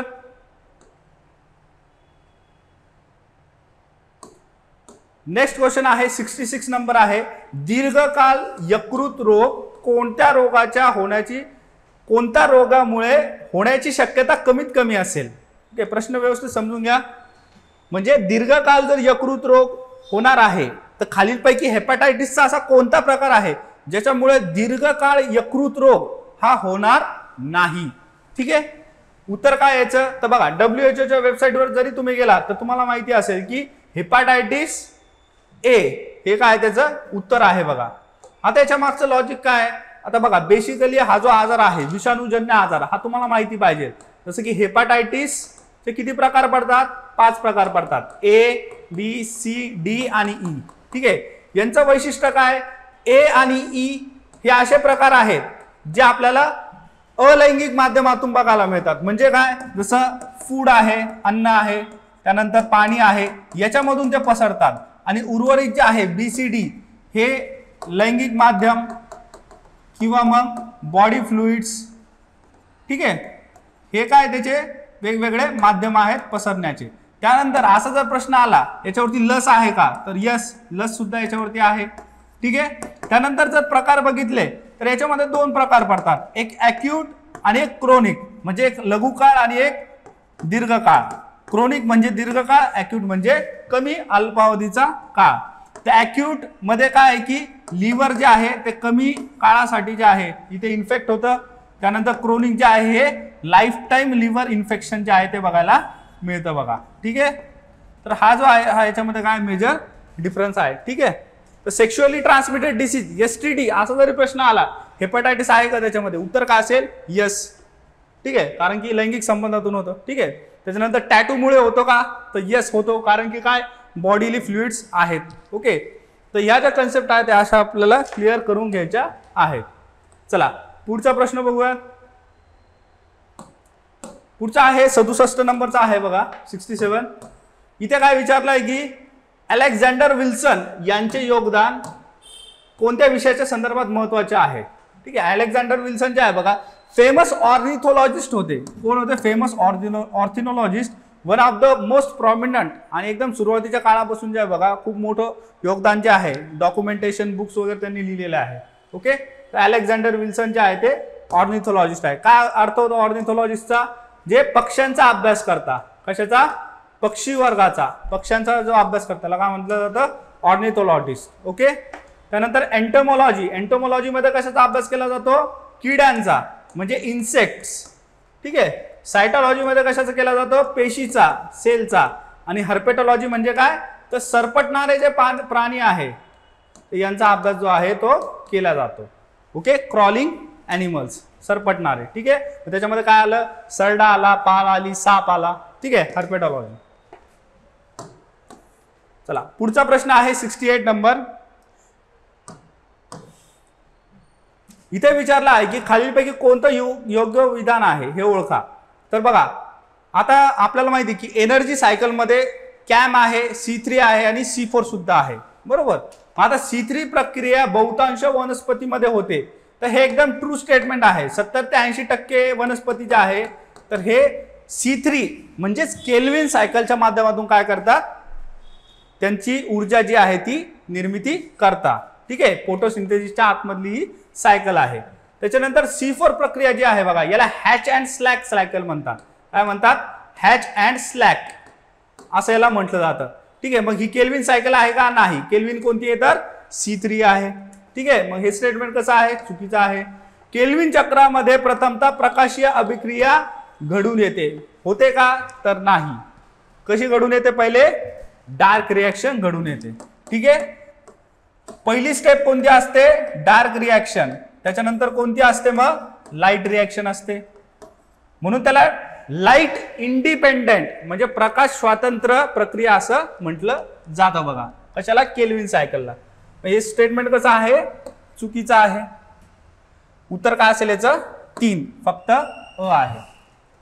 त्यानंतर पुढचा क्वेश्चन आहे बघा, क्लोरोफिल मध्ये आढळणारा मुख्य घटक कोणता? आता बघा असे इझी क्वेश्चन असतात पण ते कन्फ्यूज करू शकतात. ओके, तर वन लाइनर जे आहेत ते व्यवस्थित करून जायचे. काय बघा बऱ्याच जणांना वाटू शकतं की CO2 आहे नाही का, पण याचं उत्तर काय आहे? तर मॅग्नेशियम आहे. काय? मॅग्नेशियम याचं उत्तर आहे. ठीक आहे, चला त्यानंतर पुढचा क्वेश्चन आहे फोटोलायसिस. नावामध्ये त्याचा अर्थ लपलेला आहे. फोटो म्हणजे काय? प्रकाश. मग प्रकाशाच्या सहाय्याने केलेल्या प्रक्रिया त्याला आपण काय म्हणतो? फोटोलायसिस असं म्हणतो. फोटोलायसिस प्रक्रिये संदर्भात योग्य विधान जे आहे ते निवडायचं आहे. म्हणजे 3 चुकीचे आहे आणि 1 बरोबर आहे. पहिलं आहे यामध्ये प्रकाशाची ऊर्जाची गरज नसते. असं होऊ शकतं का? नाही, कारण की फोटोलायसिस म्हणजेच प्रकाश. बरोबर. त्यानंतर दुसरं आहे यामध्ये प्रकाश शोषण होत नाही. आता बघा फोटोलायसिस मध्ये प्रकाशच्या माध्यमातून जे आहे विघटन केलं जातं. म्हणजे प्रकाश हा मिळवला जातो प्रकाशाचं शोषणही होतं आणि पुढे विघटन सुद्धा होतं, त्यामुळे हे स्टेटमेंट सुद्धा चुकीचं आहे. तिसरं स्टेटमेंट जे आहे यामध्ये डार्क अभिक्रिया होत नाही, तर याच्यामध्ये जे आहे होत नाही. मग कोणत्या होतात, तर प्रकाशीय अभिक्रिया होतात, म्हणजेच लाईट रिॲक्शन याच्यामध्ये होतात. मग तिसरं स्टेटमेंट कसं आहे, चुकीचं आहे. काय दिलेलं इथे, डार्क रिॲक्शन होत नाही, म्हणजे काय करेक्ट स्टेटमेंट आहे. ठीक आहे. चौथं काय, यामध्ये पाण्यावर अभिक्रिया होऊ शकत नाही. अभिक्रिया होऊ शकते, हायड्रोजन आणि ऑक्सिजनला जे आहे वेगळं केलं जाऊ शकतं. ओके, याला आपण काय म्हणतो, हायड्रोफोटोलायसिस असं म्हणत असतो. काय म्हणतो, हायड्रोफोटोलायसिस. ओके, असा त्याला काय शब्द आहे. चला पुढचा प्रश्न बघूयात. 71 नंबर इथे दिलेला आहे की खालीलपैकी कोणत्या आजारावर लस उपलब्ध नाही. ठीक आहे, मग वरीलपैकी नाही म्हणजे काय, सर्व याच्यावरती लस उपलब्ध आहे. उत्तर काय यायचं, 4 आहे. उत्तर काय यायचं, 4 आहे. ठीक आहे. पुन्हा जर तुम्ही WHO वेबसाईट्सवर गेलात, तिथे तुम्हाला जे आहे प्रत्येक आजार ज्या ज्यावरती लस आज जगभरात उपलब्ध आहे यांची लिस्ट जी आहे ती तुम्हाला इथे मिळेल. इथे आपण बघू शकतो की chicken pox. Okay, chicken pox जे आहे, कांजण्या ज्याला आपण म्हणतो, चिकन पॉक्स पासून डिप्टेरिया, त्यानंतर फ्लू आहे, HIV, त्यानंतर हेपॅटायटिस बी आहे, हेपॅटायटिस आहे, त्यानंतर ह्युमन पॅपिलो व्हायरस आहे, जो एक STD पण आहे बघा, सेक्शुअल ट्रान्समिटेड डिसीज आहे, त्याच्यावरती सुद्धा लस अवेलेबल आहे. त्यानंतर मिझल्स आहे, गोवरचा रोग आहे, त्यानंतर मेनिनगोकल आहे बघा, त्यानंतर न्यूमोनोकॉकल आहे. आता हे सगळे बॅक्टेरियल डिसीजेस आहेत. रुबेला आहे, डांग्या खोकला आहे, वूपिंग कफ, त्यानंतर पोलिओ सुद्धा आहे. अँटेरो व्हायरसमुळे जे आहे पोलिओ हा होत असतो. त्यानंतर मम्स आहे, गालफुगी, रोटा व्हायरस आहे, त्यानंतर टेटानस सुद्धा इथे आहे. ठीक आहे, धनुर्वात ज्याला आपण म्हणतो. तर या सर्व रोगांवरती काय इथे लस उपलब्ध आहे. कुठे मिळतो हा डेटा, तर WHO ऑफिशियल वेबसाईटवरती आहे. ठीक आहे. चला पुढचा प्रश्न बघूया. रुबिस्को माहित असेल तुम्हाला. रुबिस्को काय असतं, रुबिस्को, रुबिस्को एक असा एन्झाईम असतो, असं ते विकर असतं की ज्याच्या साहाय्याने प्रत्येक ऊर्जा जी आहे, ओके, ऊर्जा निर्माण करण्याचे जे प्रथिनं असतात तर ते इथे तयार होतात. ठीक आहे, म्हणजे एनर्जी सायकल मध्ये सर्वात महत्वाचा एन्झाईम जर कोणता असेल तर ते काय आहे, तर रुबिस्को आहे. ठीक आहे. रुबिस्को हा कोणकोणत्या डोमेन मध्ये आढळतो, तर जे जे सजीव आहेत प्रत्येकामध्ये आढळतो, कारण प्रत्येकाला ऊर्जेची ही गरज असते. मग वनस्पती असतील किंवा प्राणी असतील, बॅक्टेरिया आहे, आर्किया आहे आणि युकॅरियोट सुद्धा आहे. ठीक आहे. अ ब क असं त्याचा आन्सर येणार. 4 जे आहे ते त्याचं उत्तर आहे. त्यानंतर पुढचा प्रश्न आहे, संवेगाचा एकक खालीलपैकी कोणत्या पर्यायाशी संबंधित आहे. कोणता आहे मग, P काय होतं, mv होत असतं. काय होतं, P mv संवेग. ठीक आहे. मोमेंटम मास इंटू वेलॉसिटी आहे. तर आता मासचं युनिट काय, किलोग्राम आहे, वेलॉसिटीचं काय, मीटर पर सेकंड आहे. म्हणजे ब आणि ड हे आपलं आन्सर इथे असणार आहे. म्हणजे 2 नंबरचा ऑप्शन जे आहे ते काय आपलं उत्तर आहे. ठीक आहे. त्यानंतर पुढचा प्रश्न आहे बघा, एकदम इझी क्वेश्चन आहे. सेकंड एकक युनिट जे आहे बघा, सेकंद जो एकक आहे, ठीक आहे, हा कोणत्या मापन पद्धतीशी संबंधित आहे. तर बघा 4 मापन पद्धतीच्या आहेत, त्या सध्या आपण इथे राबवतो पुन्हा जगामध्ये. SI पद्धत आहे, MKS पद्धत आहे, CGS पद्धत आहे आणि FPS पद्धत आहे. ठीक आहे. काय फुल फॉर्म होता त्यांचे, तुम्हाला फक्त फुल फॉर्म जरी माहिती असेल तरी हा प्रश्न इथे सॉल्व्ह होतो. CGS मध्ये काय आहे फुल फॉर्म, सेंटीमीटर ग्राम सेकंड, म्हणजे इथे सेकंद आला बघा, बरोबर, म्हणजे हा युनिट याच्यामध्ये वापरला जातो. त्यानंतर FPS मध्ये फूट पाऊंड सेकंद आला, त्याच्यामध्ये पण सेकंद आला. MKS मध्ये मीटर किलोग्राम सेकंद आहे, इथे पण सेकंद वापरला जातो. सिस्टम इंटरनॅशनल SI युनिट ज्याला आपण म्हणतो, ज्याच्यामध्ये टाइमचा युनिट काय असतो, सेकंदच असतो. ठीक आहे. उत्तर काय असेल, 4 याच्यामध्ये काय सेकंद हा वापरला जातो बघा. एकदम लॉजिकल आणि बेसिक क्वेश्चन होता. ओके, थोडासा जर विचार केला तर आपल्याला हा प्रश्न इथे इझिली सॉल्व्ह होऊ शकतो. बऱ्याच जणांना वाटू शकतं की नाही 1 आणि 2 3 म्हणजे अ ब क, तर यांना हे वाटू शकतं उत्तर बघा. त्यानंतर दुसरं जे आहे ब क ड सुद्धा इथे वाटू शकतं. ठीक आहे, पण उत्तर काय आहे 4च्या 4 इथे अप्लाय केलं जातं. त्यानंतर पुढचा क्वेश्चन जो आहे बघा 75 नंबरचा आहे.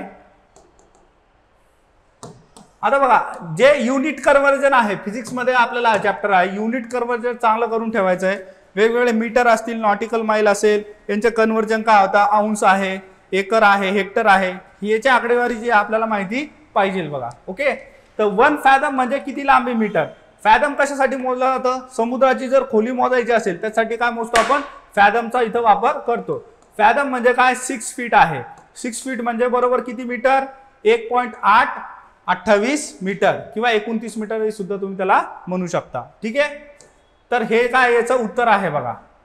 त्यानंतर अशाच जर सिमिलर अजून काही सिस्टीम आहेत बघा, त्या तुम्ही चार्टच्या मार्फत ज्या आहेत त्या करू शकता. समजा इथे फॅथम जर बघितला आपण तर अशा पद्धतीने जे आहे मोजला जातं बघा इथे. ठीक आहे, त्यानंतर पुढे जे आहे हा चार्ट जो आहे हा तुम्हाला इथे बघून जायचा आहे परीक्षेच्या पहिले. जसं की 1 स्क्वेअर फीट म्हणजे किती स्क्वेअर इंचेस, 144 आहे. ठीक आहे, त्यानंतर पुढे 1 क्युबिक फूट म्हणजे किती क्युबिक इंचेस आहे, 1 यार्ड म्हणजे किती फीट, राईट. त्यानंतर 1 फॅथम म्हणजे किती यार्ड किंवा किती फीट. ओके, त्यानंतर पुढे जर आपण बघितलं अजून तर आपल्याला इथे लिक्विडमध्ये जे बघा गॅलन्स वगैरे पण विचारले जातात. ओके, टन्स वगैरे पण विचारले जातात, परत पाऊंड सुद्धा विचारले जातात. ओके, तर हा जर टेबल जर तुम्ही व्यवस्थित करून गेलात तर तुम्हाला याचा नक्कीच इथे फायदा होईल. त्यानंतर पुढचा प्रश्न बघूया. हा सुद्धा एक इझी पद्धतीचा क्वेश्चन आहे. पुन्हा युनिट कन्व्हर्जन्स वरती इथे फोकस केलेला आहे आणि प्रश्न इथे आलेला आहे की एसआय पद्धत मध्ये वापरल्या जाणाऱ्या सर्वसामान्य पूर्व प्रत्ययांचा योग्य उतरता क्रम लावा. उतरता म्हणजे काय, जास्त कडून कमीकडे, मोठ्याकडून लहानकडे. म्हणजे जेवढे पण तुम्हाला एकक दिले इथे फेमटो, ॲटो, झेप्टो आणि योक्टो, याच्यापैकी तुम्हाला योग्य क्रम काय इथे ओळखायचा आहे. ठीक आहे, चला चार्ट बघूयात आपण आणि उत्तर जे आहे आपलं ते इथे डिराईव्ह करून घेऊयात. आता बघा चार्ट मध्ये काय दिलेलं आहे, इथे सगळे प्रिफिक्सेस दिलेले आहे.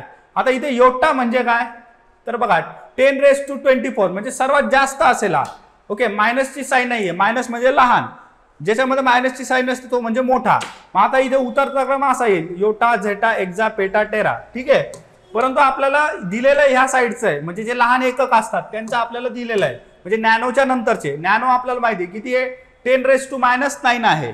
पण नॅनोच्या पेक्षाही लहान कोणत्या असतात, तर पिको आहे, पिकोपेक्षा लहान फेमटो आहे, फेमटोपेक्षा लहान ॲटो आहे, ॲटोपेक्षा लहान झेप्टो आहे आणि झेप्टोपेक्षाही लहान कोणता आहे, योक्टो आहे. म्हणजे आपल्याला काय पाहिजे, फेमटो, ॲटो, झेप्टो आणि योक्टो हा आपला इथे योग्य क्रम अपेक्षित आहे. कोणता ऑप्शन आहे असं जिथे हे 4 क्रम असे दिलेले आहेत, तर बघा पहिलं जे ऑप्शन आहे फेमटो, ॲटो, झेप्टो आणि योक्टो हा त्याचा योग्य क्रम आहे. ओके, असं जरी वन लाईनर विचारलं सर्वात लहान एकक कोणता आहे तर उत्तर काय असेल, योक्टो. ठीक आहे, चला पुढचा प्रश्न बघूया. जोड्या लावा इथं विचारलेलं आहे बघा. याच्यामध्ये बघा निळा कोबाल्ट ऑक्साईड असतं बघा. कोबाल्ट म्हटलं की निळा रंग, हा फिक्स माइंड मध्ये करून ठेवा. ओके, पहिली जोडी बरोबर आहे. त्यानंतर पिवळा गोल्ड क्लोराईड. आता वाटू शकतं की पिवळा रंग म्हणजे जे आहे गोल्ड मधून मिळू शकतो, तर हे चुकवण्यासाठी जे आहे तुम्हाला असं ऑप्शन दिलेलं आहे. तर हे चुकीचं स्टेटमेंट आहे. गोल्ड क्लोराईड कशासाठी वापरतात, तर काचेमध्ये जर लाल रंग आणायचा असेल तर गोल्ड क्लोराईडचा वापर केला जातो. ठीक आहे, हे चुकीचं आहे. त्यानंतर लाल युरेनियम ऑक्साईड, तर हे सुद्धा इथे चुकीचं आहे कारण की गोल्ड क्लोराईडचा वापर लाल रंगासाठी होतो. ठीक आहे, त्यानंतर येल्लो साठी कोणता होत असेल मग, सल्फ्युरिकचा होतो बघा. सल्फर जे आहे गंधक ते येल्लो साठी वापरलं जातं. त्यानंतर ग्रीन कलर इथे करेक्ट आहे. क्रोमियम ऑक्साईड ही जोडी कशी आहे, एकदम बरोबर आहे. उत्तर काय असेल, अ आणि ड आहे बघा. 4 नंबरचं जे आहे ऑप्शन ते आपलं करेक्ट आहे. अजून कोणकोणते कलर्स आहेत एकदा इमेज मधून जे आहे ते क्लिअर करून घेऊयात आपण. बघा रेड कलर जर असेल कोणता असतो त्याला केमिकल, गोल्ड कॉपर आहे. ठीक आहे, त्याच्यानंतर इथे जर पिंक कलर असेल तर सेलिनियम, एर्बियम आहे. ठीक आहे, मँगनीज निकेल जो आहे तो व्हायलेटला आहे. ब्लू कशाला आहे, कोबाल्ट कॉपर ऑक्साईडला आहे. त्यानंतर ग्रीन जो आहे क्रोमियम ऑक्साईडला आहे. ठीक आहे, ब्लॅक जो आहे तो कशाला आहे, निकेल आयरनला आहे. येलो जर आहे तर कॅडमियम सल्फाईडला आहे. ठीक आहे, त्यानंतर युरेनियम जो आहे तो निऑन कलरला आहे. ओके, एम्बर जो कलर आहे तो आयरन सल्फाईड आहे. ब्राऊन जो कलर आहे तो टायटॅनियम मँगनीज ऑक्साईडला आहे. ठीक आहे, असे वेगवेगळे कलर जे आहेत ते आपल्याला काचेचा रंग देताना जे आहे बघा केमिकलचा वापर केलेला दिसतो. चला पुढचा प्रश्न जो आहे तो एकदा चेक करूयात. नेक्स्ट क्वेश्चन आहे 78 नंबर. खालीलपैकी कोणता घटक डोळ्याच्या स्वच्छतेसाठी वापरला जातो? काय असेल याचं उत्तर सांगा, गेस करा. Yes, very good. ठीक आहे, काय उत्तर आहे? बोरिक ऍसिड आहे बघा. ओके, कॉमन सेन्स आहे. HCl नसू शकतं. हायड्रोक्लोरिक ऍसिड खूपच ऍसिडिक असतं, त्याच्यामुळे जे आहे डोळे खराब होऊ शकतात. सेम आहे hydrofluoric acid. Sulphuric acid directly burn साठी रिस्पॉन्सिबल असतं, त्याच्यामुळे तेही नाहीये. ठीक आहे, बोरिक ऍसिड जे आहे याला लिक्विडेशन करून जे आहे ऑप्थोमॉलॉजिस्ट जे आहे ते डोळा साफ करण्यासाठी, इरिटेशन जे आहे ते कमी करण्यासाठी त्याचा वापर करतात. ओके, त्यानंतर बघा 79 नंबरचा क्वेश्चन आहे. आता हा जो क्वेश्चन आहे हा तुमच्या कन्सेप्ट वरती बेस आहे. जर तुम्हाला केमिकल रिएक्शन बॅलन्स करता येत असेल तर हा क्वेश्चन इझिली तुम्हाला सॉल्व्ह होतो. ठीक आहे, मग आता बघा काय विचारलं इथे, कार्बन संयुगामध्ये रासायनिक अभिक्रिया जे आहे दिलेल्या आहेत त्याच्यापैकी योग्य अभिक्रिया निवडा. म्हणजे करेक्ट केमिकल रिएक्शनची सिक्वेन्स जी आहे ती आपल्याला निवडायची आहे. ठीक आहे, मग याच्यामध्ये करेक्ट कोणती आहे? ही 3 नंबरची आहे बघा. आता बघा कॅल्क्युलेट कसं करायचं, एकदम इझी आहे. कसं करणार कॅल्क्युलेट? तर बघा आपल्याला टोटल नंबर ऑफ मॉलिक्युल्स जे आहेत ते इथे मोजायचे असतात. जसं बघा हायड्रोजनचे इथे किती आहे? 4 आहेत. बरोबर, इकडे 4 आहेत का हायड्रोजन? तर आहे इथे. बरोबर, 2 जे आहेत 2 आणि H2, 2H2 म्हणजे काय? तर 2 गुणिला 2. बरोबर, म्हणजे H 2 वेळेस आणि हे टोटल H किती? अजून 2 वेळेस, म्हणजे किती? 4. येते लक्षात? तर H किती आहेत? 4 बरोबर आहेत. त्यानंतर C जर आपण बघितला, C 1 वेळेस आहे का इथे एका वेळेस? यस आहे. त्यानंतर 2O2. ठीक आहे, ऑक्सिजन किती? 2 वेळा इथे सांगितलेला आहे का ऑक्सिजन 2 वेळा? किती वेळा येत आहे? 5 वेळा येत आहे. ठीक आहे, मग किती वेळेस पाहिजे आपल्याला? 4 वेळा पाहिजे.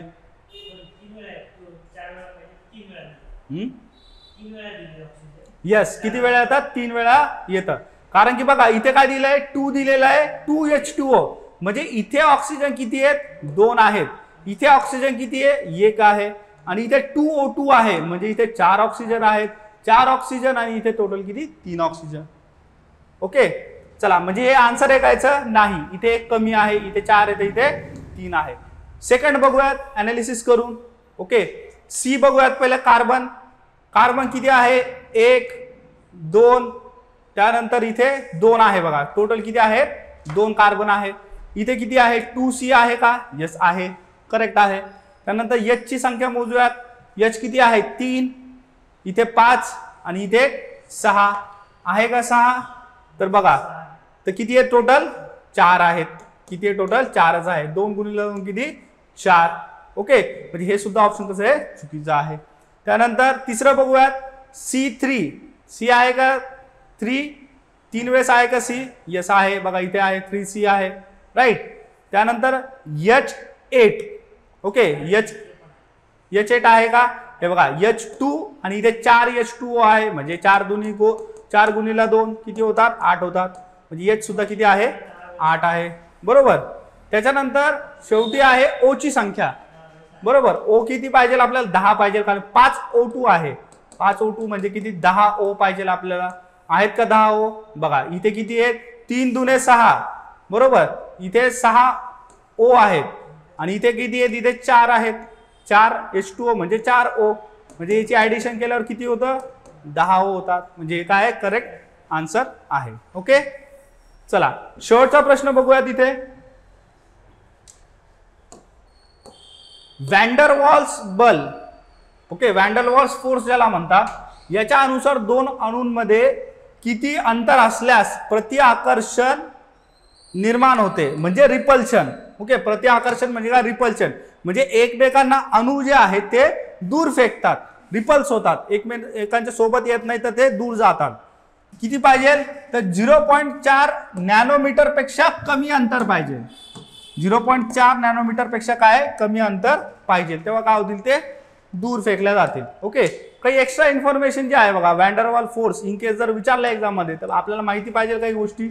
त्याच्यामध्ये पहिला आहे बघा की हे नॉर्मल जे बॉन्ड्स असतात आपले कोणकोणते, कोव्हॅलंट बॉन्ड, आयोनिक बॉन्ड्स, बरोबर, यांच्या तुलनेमध्ये हे कमजोर असतात, वीक असतात.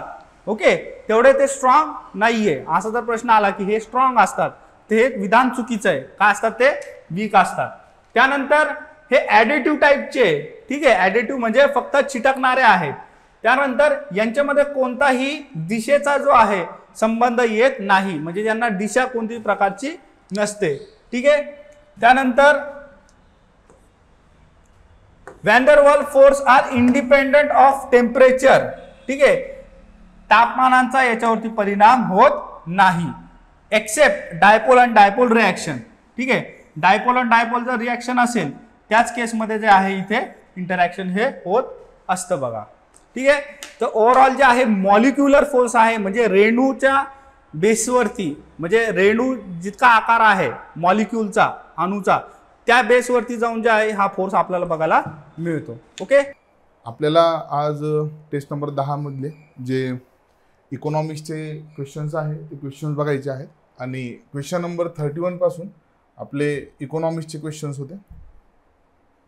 चला क्वेश्चन नंबर 31 बघा. इथे क्वेश्चन नंबर 31 मध्ये तुम्हाला भांडवलशाही अर्थव्यवस्थेची खालीलपैकी कोणती वैशिष्ट्ये आहेत असं विचारलं होतं. बेसिकली अर्थव्यवस्थांचं वर्गीकरण आपण वेगवेगळ्या पद्धतीने करू शकतो.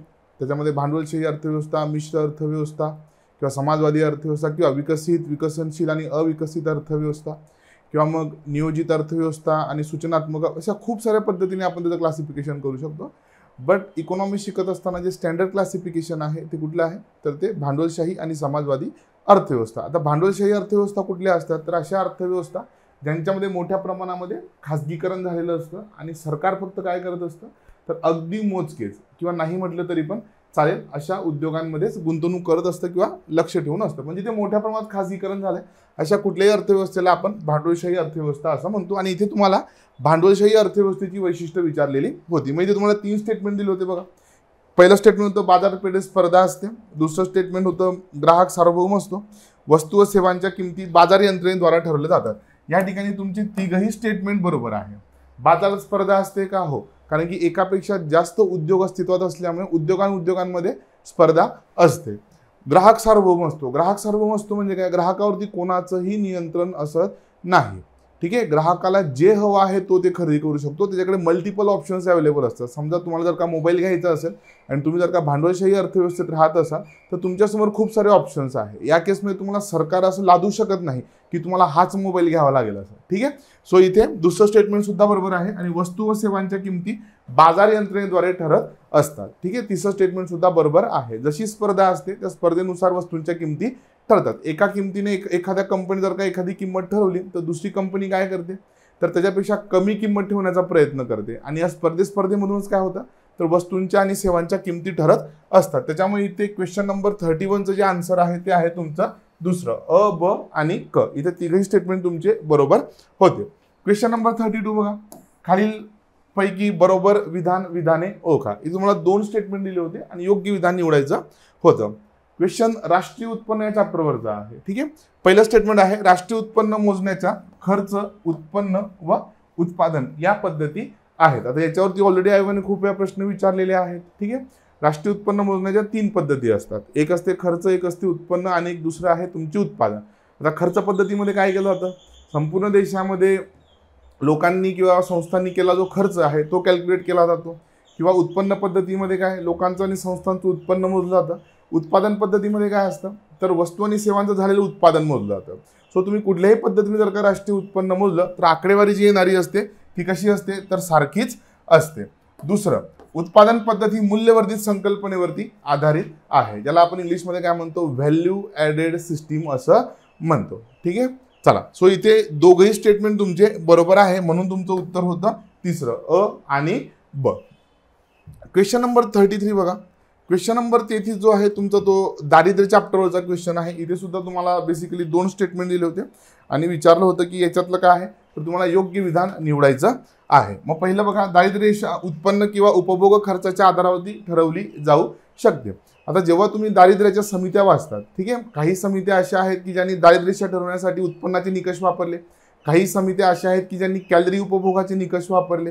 खरं तर उत्पन्न रेषा ठरवण्यासाठी कुठले निकष वापरले पाहिजे हा सुद्धा एक चर्चेचा मुद्दा भारतामध्ये अगदी पहिलेपासून राहिलेला आहे. ठीक आहे, त्याच्यामुळे इथे उपभोगाच्या आधारावरती आणि खर्चाच्या आधारावरती दोन्ही वेळेस काय किंवा दोन्ही माध्यमातून काय करता येऊ शकतं, तर इथे दारिद्र्य रेषा ठरवली जाऊ शकते. त्यामुळे पहिलं स्टेटमेंट तुमचं बरोबर आहे. आणि त्याच्यानंतर दुसरं, दारिद्र्य रेषा ठरवण्यासाठी भारतात एका व्यक्तीमागे एका महिन्याच्या उपभोग खर्चाचा एक न्यून स्तर निश्चित केला जातो. एका महिन्यामध्ये, ठीक आहे, तुम्ही उपभोग घेणाऱ्या वस्तूंची एक किमान मर्यादा ठरवली जाते आणि त्याच्या आधारे आपण दारिद्र्य रेषा निश्चित करत असतो. सो क्वेश्चन नंबर 33 मध्ये तुमचे पुन्हा एकदा दोन्ही जे स्टेटमेंट आहे ते दोन्ही स्टेटमेंट बरोबर होते. क्वेश्चन नंबर 34 कडे जाऊयात आपण. क्वेश्चन नंबर 34 मध्ये बघा,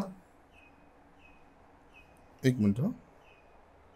क्वेश्चन नंबर 34, खालीलपैकी अयोग्य विधाने निवडा. इथे तुम्हाला चुकीचं विधान निवडायचं होतं, मागच्या याच्यामध्ये आपण बरोबर विधान निवडलेले आहेत. इथे हा जो क्वेश्चन नंबर 34 आहे तुम्हाला बेरोजगारी टॉपिक वरती विचारला गेला होता. अगेन तुम्हाला इथे दोन स्टेटमेंट दिले. पहिलं स्टेटमेंट, भारतात छुपी बेरोजगारी शहरी भागात मोठ्या प्रमाणावरती आढळते. ठीक आहे, चुकीचं विधान विचारलंय तुम्हाला. आता छुपी बेरोजगारी म्हणजे काय असतं, तिथे एकाच व्यक्तीची गरज आहे पण त्याच्यापेक्षा जास्त लोक जर का तिथे काम करत असतील, म्हणजे गरज नसताना सुद्धा दुसरी व्यक्ती काम करते आहे, एक प्रकारची काय आहे तर बेरोजगारीच आहे. सो अशा बेरोजगारीला आपण काय म्हणतो, छुपी बेरोजगारी असं म्हणतो. आणि या प्रकारच्या ज्या बेरोजगारी असतात या तुम्हाला ग्रामीण भागामध्ये प्रामुख्याने कृषी क्षेत्रामध्ये बघायला मिळतात. त्याच्यामुळे पहिलं स्टेटमेंट तुमचं चुकीचं आहे. दुसरं स्टेटमेंट बघा, छुपी बेरोजगारीची सीमांत उत्पादकता 0 किंवा नाममात्र असते. आता उत्पादकता 0 असते का नाही, जो व्यक्ती तिथं काम करणार आहे तो थोडंफार काहीतरी उत्पन्न मिळूनच देणार आहे. सो उत्पादकता कमी असते पण अगदी 0 असते असं नाही. ठीक आहे, त्याच्यामुळे काय आहे इथे क्वेश्चन नंबर हे जे आहे 34चं पहिलं स्टेटमेंट जे होतं ते तुमचं रॉंग आहे. सेकंड स्टेटमेंट जे आहे ते काय आहे तर तुमचं बरोबर आहे. ठीक आहे, 0 किंवा नाममात्र असते. क्वेश्चन नंबर 35 बघा, खालीलपैकी बरोबर विधान किंवा विधाने निवडा. युनायटेड नेशन्स डेव्हलपमेंट प्रोग्राम संयुक्त राष्ट्र विकास कार्यक्रमाद्वारे 11 जुलै हा दिवस जागतिक लोकसंख्या दिन म्हणून साजरा केला जातो. पहिलं स्टेटमेंट बरोबर आहे, फॅक्च्युअल काइंड ऑफ क्वेश्चन आहे. सेकंड स्टेटमेंट तुमचं रॉंग आहे. जगाची 60% लोकसंख्या आफ्रिका खंडात राहते का, नाही, आफ्रिका खंडात नाही राहत तर आशिया खंडामध्ये राहते. आता सेकंड स्टेटमेंट एकदम लॉजिकल आहे बघा. सगळ्यात जास्त लोकसंख्या असणारे जे पहिले दोन देश आहे ते कुठे आहे, आशिया खंडामध्ये आहे. चीन आहे किंवा त्याच्यानंतर भारत आहे. ठीक आहे, दोन्ही देश आशिया खंडातले आहे. त्याच्यामुळे इथं दुसरं स्टेटमेंट तुमचं चुकीचं होतं. सो क्वेश्चन नंबर 35 जे आहे त्याचं उत्तर आहे तुमचं फक्त अविधान इथे योग्य आहे. क्वेश्चन नंबर 36 बघा बरं, 1991च्या आर्थिक सुधारणांमध्ये खालीलपैकी कोणत्या बाबी समाविष्ट होत्या. आता 1991च्या आर्थिक सुधारणा हे अत्यंत महत्त्वाचं चॅप्टर आहे. त्याच्यावरती आयोगाने बऱ्याच वेळेला प्रश्न विचारलेले आहे. सो हे चॅप्टर अगदी व्यवस्थित करणं काय आहे तर अपेक्षित आहे. 91च्या आर्थिक सुधारणांमध्ये कुठल्या कुठल्या गोष्टी समाविष्ट होत्या हे जर का तुम्हाला समजून घ्यायचं असेल तुम्हाला 91च्या आर्थिक सुधारणांची कारणं माहीत असली पाहिजे. आता दोन प्रकारची कारणं होती, काही तत्कालीन कारणं होती आणि काही दीर्घकालीन कारणं होती. म्हणजे अगदी अर्थव्यवस्थेचं जे स्ट्रक्चर होतं किंवा जी संरचना होती तिच्यामध्येच खूप साऱ्या त्रुटी होत्या, त्याच्यामुळे हे संकट ओढावलं. आणि काही कारणं अगदी त्यावेळेला त्या 2-4 वर्षामध्ये घडलेली होती. तर तुमच्यासाठी सांगतो किंवा महत्त्वाची गोष्ट सांगतो इथे की 91चं जे तत्कालीन कारण होतं किंवा 91च्या आर्थिक सुधारणांचं ते होतं व्यवहार तोलाचं संकट. व्यवहार तोलाचं संकट म्हणजे काय असतं, जेव्हा तुमच्याकडे आयात करण्यासाठी काय नाहीये, पर्याप्त परकीय चलन नाहीये, किंवा अगदी सोप्या भाषेत जेव्हा तुमच्या देशाजवळचं परकीय चलन संपलेलं आहे त्याला आपण काय म्हणतो, व्यवहार तोल असं म्हणतो. आणि परकीय चलन संपल्यामुळे तुम्ही वस्तू आणि सेवा आयात करू शकत नाही. सो 91ला तीच कंडिशन होती. क्रूड ऑइल परचेस करण्यासाठी आपल्याजवळ जेमतेम 15 दिवस पुरेल एवढाच फक्त काय उरला होता तर परकीय चलन साठा उरला होता. त्यालाच आपण काय म्हणतो, व्यवहार तोलाचं संकट असं म्हणतो. आणि व्यवहार तोलाचं संकट कधी येतं, जेव्हा तुमच्या देशाची आयात खूप जास्त असते आणि निर्यात एकदम कमी असते. सो 1991च्या आर्थिक सुधारणांचं जे उद्दिष्ट होतं त्याच्यामध्ये व्यवहार तोलाचं काय होतं तर स्थैर्य निर्माण करणे, कारण की प्रमुख कारण तेच होतं. ठीक आहे, त्याच्यानंतर दुसरं बघा, राजकोषीय तूट कमी करणे. आता राजकोष म्हणजे काय, सरकारी तिजोरी, सरकारी तिजोरीत येणारा पैसा आणि तिजोरीतून जाणारा पैसा. ठीक आहे, आता तिजोरीत पैसा येईल, सरकार तो पैसा खर्च करणार आहे. आता इकॉनॉमिक्समध्ये खूप सारे तूट आहेत, महसुली तूट, भांडवली तूट, त्याच्यानंतर अर्थसंकल्पीय तूट, प्राथमिक तूट, प्रभावी महसुली तूट आणि एकंदरीत राजकोषीय तूट. आता राजकोषीय तूट असा शब्द जर का कुठे ऐकला तर अगदी सरळ आणि सोप्या भाषेत फक्त एकच वाक्य लक्षात ठेवायचं, सरकारवर असलेलं कर्ज. ठीक आहे, त्याला आपण बेसिकली काय म्हणतो, राजकोषीय तूट असं म्हणतो. सो 1991च्या पूर्वी आपण प्रचंड कर्ज घेतलं होतं आयातीसाठी, त्याच्यामुळे भारतावरचं कर्जाचं प्रमाण खूप वाढलं होतं. आणि कर्जाचं प्रमाण वाढलं, सोबतच त्याच्यावरती द्यावं लागणारं व्याज सुद्धा आपलं जास्त जात होतं. त्याच्यामुळे 1991च्या ज्या आर्थिक सुधारणा झाल्या त्यांच्यामध्ये राजकोषीय तूट कमी करणे हे एक महत्त्वाचं ध्येय किंवा उद्दिष्ट आपण ठेवलं होतं. त्याच्यानंतर चलनवाढीवर नियंत्रित प्रस्थापित करणे. आता चलनवाढ काय करते, जर का खूप जास्त महागाई असेल, आता खरं तर अर्थव्यवस्थेसाठी महागाई चांगली असते. आता हे जे वाक्य आहे ते मी अगदी जाणीवपूर्वक बोलतोय का, कारण की अर्थव्यवस्थेमध्ये जर का महागाईचा दर हा 10% आत असेल तर ती अर्थव्यवस्थेसाठी काय आहे, पोषक आहे, उपकारक आहे.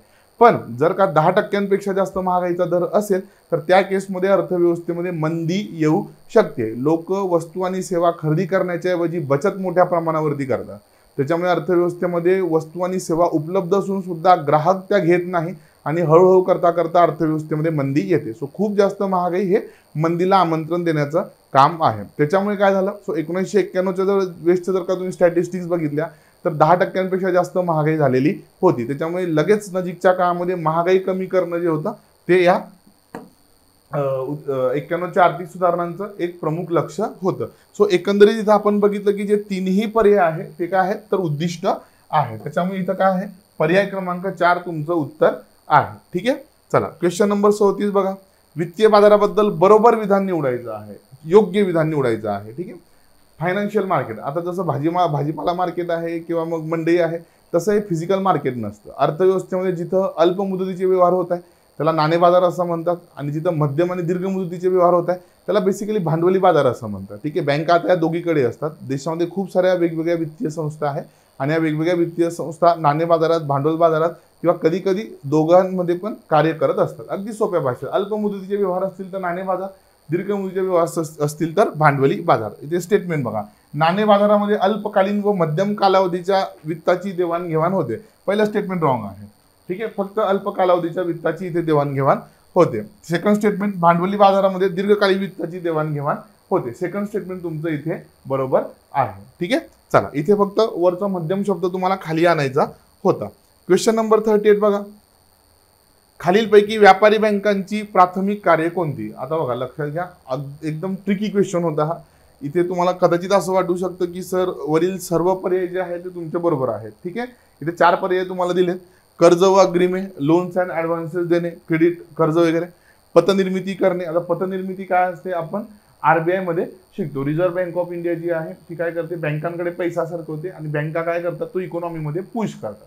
जेवढा पैसा बँकांकडे असतो त्याच्यापेक्षा जास्त पैसा काय केला जातो, बँकांद्वारा हा इकॉनॉमीमध्ये पुश केला जातो. कसा पुश केला जातो, बँकेने एका व्यक्तीला कर्ज दिलं 100 रुपये. बँक काय करते किंवा ती व्यक्ती काय करते, काहीतरी वस्तू आणि सेवा विकत घेते. पुन्हा समजा ज्या व्यक्तीने वस्तू आणि सेवा खरेदी केल्यात किंवा ज्याच्याकडून ते केल्या त्या व्यक्तीने पुन्हा तो पैसा बँकेकडे ठेवला, बँक पुन्हा ते 100 रुपये कोणाला तरी कर्जाने देते. सो ही सायकल सुरू असते. खरं तर अर्थव्यवस्थेत असं समजा की 100 रुपये आहे पण आर्थिक व्यवहार मात्र 400-500 रुपयाचे झालेले असतात. त्यालाच आपण काय म्हणतो, पतनिर्मिती असं म्हणतो. सो पतनिर्मिती करणे, त्याच्यानंतर ठेवी स्वीकारणे. ठीक आहे, वेगवेगळ्या आता बँका त्यालाच म्हणतो ना आपण. बँकेची जी स्टँडर्ड डेफिनेशन आहे ती काय सांगते की अशी कुठली वित्तीय संस्था जी लोकांकडून ठेवी स्वीकारते आणि लोकांना कर्ज देते किंवा ठेवी स्वीकारलेल्या ठेवींच्या बदल्यामध्ये व्याज देते आणि ज्यांना गरज आहे त्यांना कर्ज सुद्धा देते, त्याला आपण काय म्हणतो, बँक असं म्हणतो. सो हे अगदी प्राथमिक कार्य आहे. ठीक आहे, ठेवी स्वीकारणं. त्याच्यानंतर पुढचं ग्राहकांसाठी पैशाची पाठवणी करणं. ठीक आहे, हे प्राथमिक कार्य आहे का नाही, हे सरकारने बँकांवरती सोपवलेलं कार्य आहे. त्याच्यामुळे इथे अ, ब आणि क असे 3च पर्याय काय होते तर योग्य होते. सो क्वेश्चन नंबर 38चं जे आन्सर आहे ते तुमचं 4थं आन्सर आहे. क्वेश्चन नंबर 39 बघा. नागरी सहकारी बँकांवर खालीलपैकी कोणाचे नियंत्रण असते. आता नागरी सहकारी बँका विचारलंय तुम्हाला. ठीक आहे, सहकार क्षेत्र म्हणजे काय असतं, खाजगी क्षेत्राचाच बेसिकली एक उपप्रकार आहे ज्याच्यामध्ये मालकी एका व्यक्तीची नसते तर व्यक्ती समूहाची असते. याचं बेस्ट एक्झाम्पल म्हणजे महाराष्ट्रामध्ये असलेले सहकारी साखर कारखाने. गावातले खूप सारे लोक एकत्र येतात, ज्यांना जेवढं भांडवल द्यायचं तेवढं ते भांडवल देतात. सगळ्यांचं भांडवल एकत्र करून काय केलं जातं तर त्याच्यातनं साखर कारखान्याची उभारणी केली जाते. आता असे खूप सारे एक्झाम्पल आहे. समजा सूतगिरणीचं एक्झाम्पल आहे, अमूल एक बेस्ट एक्झाम्पल आहे, दूध डेअरीचं. सो ज्याला जितके पैसे द्यायचे म्हणजे कॅपिटल द्यायचे तेवढं कॅपिटल दिलं जातं. सगळे लोक एकत्र येतात. ठीक आहे, आणि मग एवढे सगळे लोक एका वेळी त्या कारखान्याचा कारभार बघतील का नाही, मग त्याच्यातनं काय केलं जातं, एक संचालक मंडळ आणि एक चेअरमन निवडून दिला जातो काही वर्षांसाठी आणि मग तो काय करतो, तो कारखाना चालवण्याचं काम करतो. आणि तुमचं कॅपिटल कितीही असलं तरी एक व्यक्ती एक मत या तत्वावरती सहकारचं काम चालतं. मग सहकारी बँका आहेत, सहकारी साखर कारखाने आहेत, सहकारी सूतगिरण्या आहे, सहकारी गृहनिर्माण सोसायटी आहे, असे कितीतरी काय आहेत तर प्रकल्प इथे आपल्याला महाराष्ट्रामध्ये काय एकंदरीत भारतामध्ये पण आपल्याला बघायला मिळतात. सो क्वेश्चन नंबर 39 जो आहे तिथे तुम्हाला विचारलं होतं की नागरी सहकारी बँका यांच्यावरती कोणाचं नियंत्रण असतं. सो बेसिकली इथे रिझर्व्ह बँक ऑफ इंडिया आणि राज्य सरकारचे सहकार खाते या दोघांचं काय असतं नियंत्रण असतं. वित्त मंत्रालयाचा इथे काही संबंध नाही. आता हा क्वेश्चन लॉजिकल आहे. सहकार मंत्रालय हे स्वतंत्र असताना वित्त मंत्रालयाचा काय संबंध किंवा वित्त खात्याचा काय संबंध है ना. नुकतंच जे सहकार खात्याचं राज्यमंत्रीपद आहे ते महाराष्ट्राला मिळाले झालेल्या निवडणुकांमध्ये. ओके चला क्वेश्चन नंबर 40 बघा, एकदम फॅक्च्युअल क्वेश्चन आहे. इथे तुम्हाला 4 बोर्ड दिले होते, कॉफी बोर्ड, चहा बोर्ड, रबर बोर्ड आणि तंबाखू बोर्ड, आणि सोबतच त्यांचं जे मुख्यालय आहे ते कुठे आहे याच्याबद्दल पण तुम्हाला विचारलेलं होतं. मग तुम्ही जर का इथे व्यवस्थित बघितलं तर पहिलं दिलं होतं आपल्याला कॉफी बोर्ड, ठीक आहे, मंगळूर कर्नाटक. ते मंगळूरला आहे का नाही, ते मंगळूरला नाही तर ते कुठे आहे ते बेंगलोरला आहे. त्याच्यामुळे इथं पहिलं स्टेटमेंट तुमचं चुकीचं होऊन जातं. बाकीचे उरलेले बघा रबर, तंबाखू आणि चहा बोर्ड. रबर बोर्ड कोणत्या आहे केरळला, बरोबर आहे. रबर हे काय आहे तर ट्रॉपिकल क्रॉप आहे किंवा उष्णकटिबंधातलं पीक आहे. तंबाखू गुंटूर आंध्र प्रदेश. तंबाखू जे आहे ते आंध्र प्रदेश सगळ्यात लार्जेस्ट प्रोड्युसिंग स्टेट आहे. त्याच्यानंतर कर्नाटकचा नंबर लागतो आणि त्याच्यानंतर चहा बोर्ड जे आहे ते कलकत्त्याला आहे. ठीक आहे. सो या ठिकाणी तुमचं ब, क आणि ड हे 3 ऑप्शन्स बरोबर होते. पहिला ऑप्शन तुमचा चुकीचा आहे. इथं लक्षात ठेवा कॉफी बोर्ड हे तुमचं कुठे आहे तर बेंगलोरला आहे. पुढचं बघा, निर्यात प्रक्रिया क्षेत्रांची एक्सपोर्ट प्रोसेसिंग झोनची स्थापना कधी करण्यात आली. आता हा एकदम फॅक्च्युअल काइंड ऑफ क्वेश्चन आहे की कधी झाली स्थापना तर 1965ला याची स्थापना झालेली आहे. एक्सपोर्टचं इम्पॉर्टंट का आहे, जेव्हा आपण व्यापार तोल आणि व्यवहार तोल हे चॅप्टर शिकतो तेव्हा तुमच्या लक्षात येईल. कुठलाही देश सगळ्याच वस्तू किंवा सेवांच्या उत्पादनामध्ये स्वयंपूर्ण असतो का, नाही तो स्वयंपूर्ण नसतो. त्याला दुसऱ्या देशांवरती अवलंबून राहावेच लागते. काही गोष्टी आयात कराव्याच लागतात. म्हणजे किती विकसित अर्थव्यवस्था असू द्या, जसं की अमेरिका आहे जगातल्या सगळ्यात मोठी अर्थव्यवस्था, पण त्यांना सुद्धा काही गोष्टी आयात कराव्याच लागतात. मग आयात करण्यासाठी पाहिजे परकीय चलन, आणि परकीय चलन मिळतं निर्यातीतून. जोपर्यंत तुम्ही एखादी वस्तू किंवा सेवा दुसऱ्या देशांना विकत नाही तोपर्यंत दुसऱ्या देशांचं चलन तुमच्याकडे येईल का तर ते येणार नाही. त्याला आपण परकीय चलन म्हणतोय. सो देशाजवळचं परकीय चलन वाढवण्यासाठी 1965ला काय केलं होतं तर एक्सपोर्ट प्रोसेसिंग झोन्सची स्थापना केली होती. आता याचा संदर्भ जो आहे तुमचा पंचवार्षिक योजनांमध्ये पण जातो बघा है ना. 1960-65 किंवा ते जे पूर्ण दशक आहे 1960 ते 70चं ते भारतीय अर्थव्यवस्थेसाठी तितकंसं चांगलं नाही आहे. कारण की 2 युद्ध, त्याच्यानंतर पडलेला दुष्काळ, भारताची प्रचंड घटलेली निर्यात किंवा रुपयाचं झालेलं अवमूल्यन, या सगळ्या दृष्टिकोनातनं काय केलं होतं तर इथे एक्सपोर्ट प्रोसेसिंग झोन सुरू केले होते. सो लक्षात ठेवा याला खूप मोठी पार्श्वभूमी हा जो क्वेश्चन इथे विचारला गेला आहे. क्वेश्चन नंबर 42 बघा, इथे पुन्हा तुम्हाला 2 स्टेटमेंट दिले होते, व्यापार तोल आणि व्यवहार तोल. याच्याबद्दल ऑलरेडी आपण पहिले पण एका क्वेश्चनमध्ये चर्चा केलेली आहे. तुम्हाला इथे योग्य विधान किंवा जे बरोबर विधान आहे ते विचारलं होतं. देशाच्या एका वर्षातील आयात वस्तूंची एकूण किंमत व देशाच्या निर्यात वस्तूंची एकूण किंमत यामधील फरक म्हणजे व्यापार तोल होय. आता बघा लक्षात घ्या, इथं वस्तू म्हटलं, इथं सेवा म्हटलेलं नाही. ठीक आहे. व्यवहार तोल म्हणजे काय असतं बेसिकली, व्यवहार तोल म्हणजे असं समजा की मोठं रजिस्टर आहे.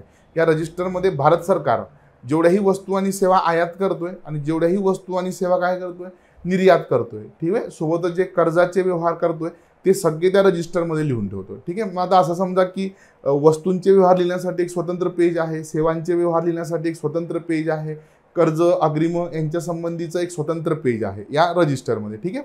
आता या रजिस्टरमधलं असं पेज जिथे फक्त वस्तूंच्या आयात आणि निर्यातीतून ठीक आहे जो पैसा येतो आहे जो जातो आहे याच्यातला फरक लिहिला जातो त्याला आपण म्हणतो काय व्यापार तोल. ठीक आहे. सो व्यापार तोल म्हणजे व्यवहार तोल नावाच्या रजिस्टरचं असं पेज आहे जिथं फक्त वस्तूंच्या आयात निर्यातीचे व्यवहार आणि त्यांच्यातला फरक लिहिला जातो. समजा 100 रुपयाच्या वस्तू जर का आयात केल्या असतील आणि निर्यात मात्र 200 रुपयाच्या केल्या असतील तर या ठिकाणी तुम्ही किती लिहाल +100 असं लिहाल. ठीक आहे. कारण की 100 रुपयाची आयात केली म्हणजे 100 रुपये आपले बाहेर गेलेत आणि 200 रुपयाची निर्यात केली म्हणजे 200 रुपये आपल्याला मिळाले. मग मिळालेल्या 200 रुपयामधनं बाहेर गेले 100 रुपये मायनस केले तर आपल्याला प्रॉफिट किती आहे +100 रुपीज. मग हे सगळं कुठे लिहिलं जातं व्यापार तोलल्या खात्यावरती लिहिलं जातं. सो स्टेटमेंट क्रमांक 1 बरोबर आहे. ठीक आहे. आता फक्त वस्तूंचे व्यवहार होतात का नाही, सेवांचे पण आहेत, त्याच्यानंतर कर्जाचे पण व्यवहार आहेत आणि हे एकंदरीत ज्याच्यात दिले जातात त्याला आपण काय म्हणतो व्यवहार तोल असं म्हणतो. सो एका देशाने इतर सर्व देशांशी केलेल्या सर्व प्रकारच्या आर्थिक व्यवहारांचा व्यवस्थित मानलेला लेखाजोखा म्हणजे व्यवहार तोल होय. सो या ठिकाणी तुमचं दुसरं स्टेटमेंट सुद्धा काय आहे तर बरोबर आहे. त्याच्यामुळे क्वेश्चन नंबर 42चा आन्सर काय आहे अ आणि ब. क्वेश्चन नंबर 42 आन्सर 2 आहे. क्वेश्चन नंबर 43 बघा, प्रश्न क्रमांक 43. भारताच्या संचित निधीवर प्रभारित खर्चामध्ये खालीलपैकी कशाचा समावेश होतो. आता संचित निधी काय असतो बघा, लक्षात घ्या. कुठल्याही देशाकडे काय आहे, एक तिजोरी आहे. त्या तिजोरीला आपण काय म्हणतो, राजकोष असं म्हणतो. ठीक आहे. सो राजकोष म्हणजे बेसिकली सरकारची तिजोरी, आणि या तिजोरीला 3 खाते आहेत किंवा 3 कप्पे आहेत असं समजूया. पहिल्या खात्याला आपण म्हणतो संचित निधी, संचित निधी. दुसरा जो खाता आहे त्याला आपण म्हणतो लोकलेखे, आणि तिसरा जो आहे तो आहे तुमचा आकस्मिक निधी. आता इथं मुद्दा लक्षात घ्या बघा. ठीक आहे, मुद्दा इथे लक्षात घ्या. सो आकस्मिक निधी काय असतो, इमर्जन्सी फंड असतो. त्याच्यानंतर लोकलेखे काय, लोकांचा पैसा असतो. आता तुम्ही आणखी सर लोकांचा पैसा सरकारकडे म्हणजे कुठला, तुमचा दर महिन्याला TDS कापला जातोय, प्रोव्हिडंट फंड कापला जातोय. तुम्ही जर का LIC मधनं एखादी पॉलिसी विकत घेताय, LIC भारत सरकारची आहे, किंवा तुम्ही पोस्टामध्ये पैसे ठेवताय, पोस्ट भारत सरकारचा आहे. मग हा जेव्हा पैसा तुम्ही LIC मध्ये, पोस्टामध्ये किंवा प्रोव्हिडंट फंड मधनं कापला जातोय, हा सरकारकडे जातोय. मग हा सरकार ठेवतो कुठे, हा लोकलेखे नावाचं एक स्वतंत्र खाते त्याच्यामध्ये ठेवतो. का, कारण की हा तुम्हाला एक दिवस परत करायचा असतो. ठीक आहे. आणि संचित निधी म्हणजे काय, हा सगळ्यात मोठा कप्पा आहे किंवा तिजोरीचं सगळ्यात मोठं जे खातं आहे ते आहे तुमचं संचित निधी. कारण की भारत सरकारला जेवढाही महसुली सोबतच भांडवली हे मिळतो, कर मिळतो किंवा करेत्तर उत्पन्न मिळतं, किंवा जेवढंही महसुली आणि भांडवली उत्पन्न आहे ते सर्व कुठे येतं, संचित निधीमध्ये जातं. आणि संचित निधीमधला पैसा खर्च करण्याची परवानगी द्या यासाठी जे विधेयक मानलं जातं त्यालाच आपण बेसिकली बजेट असं म्हणतो, नाही का. मग संचित निधीमधनं पैसा खर्च करण्यासाठी आपल्याला परवानगी लागते, त्यालाच आपण बजेट म्हणतोय. ठीक आहे. समजा संचित निधीमध्ये काय आहे, 1 लाख रुपये आहेत, आम्हाला 1 लाख रुपये खर्चाची परवानगी द्या, अशी परवानगी मागितली जाते का, नाही. का मागितली जात नाही, याच्यामध्ये फक्त 97,000 रुपयाचीच फक्त परवानगी मागितली जाईल. का, कारण की याच्यामधले जे 3,000 रुपये आहे हे 3,000 रुपये कोणाचे आहेत, तर जे घटनात्मक पद आहे त्यांना जे पगार व भत्ते दिले जातात ते डायरेक्ट संचित निधीतून दिले जातात. मग या पैशाच्या खर्चावरती वोटिंग होतं का, वोटिंग होत नाही. राहील तुमच्या लक्षामध्ये. जो संचित निधी म्हणजे काय, सरकारचा तिजोरीचा सगळ्यात मोठा कप्पा आहे जिथं सरकारचं सगळं येणारं उत्पन्न येतं.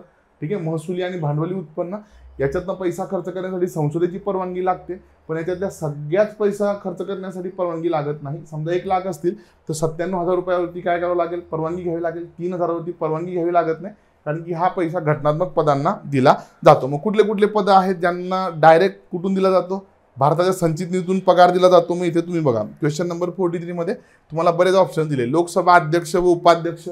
ठीक आहे. लोकसभेचे अध्यक्ष, त्याच्यानंतर उच्च न्यायालयाचे न्यायाधीश आहेत, भारताचे महालेखापाल आणि संघ लोकसेवा आयोगाचे अध्यक्ष आणि सदस्य. याच्यामध्ये उच्च न्यायालयांच्या न्यायाधीशाचे पगार व भत्ते सोडले तर बाकीच्यांना पगार कुठून दिला जातात, तर संचित निधीमधून दिले जातात.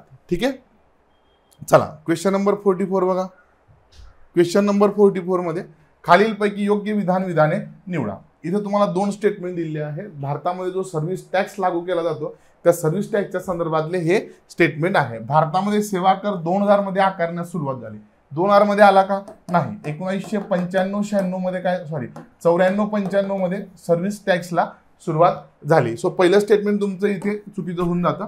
घटनेतील कलम 268 हे सेवा कराशी संबंधित आहे. क्वेश्चन नंबर 2 इथे तुमचं ऑप्शन पर्याय क्रमांक 2 जो आहे तो तुमचा बरोबर आहे. सो पहिलं स्टेटमेंट चुकीचं आहे, दुसरं स्टेटमेंट तुमचं बरोबर आहे, म्हणून याचं उत्तर क्रमांक 3 आहे. ठीक आहे.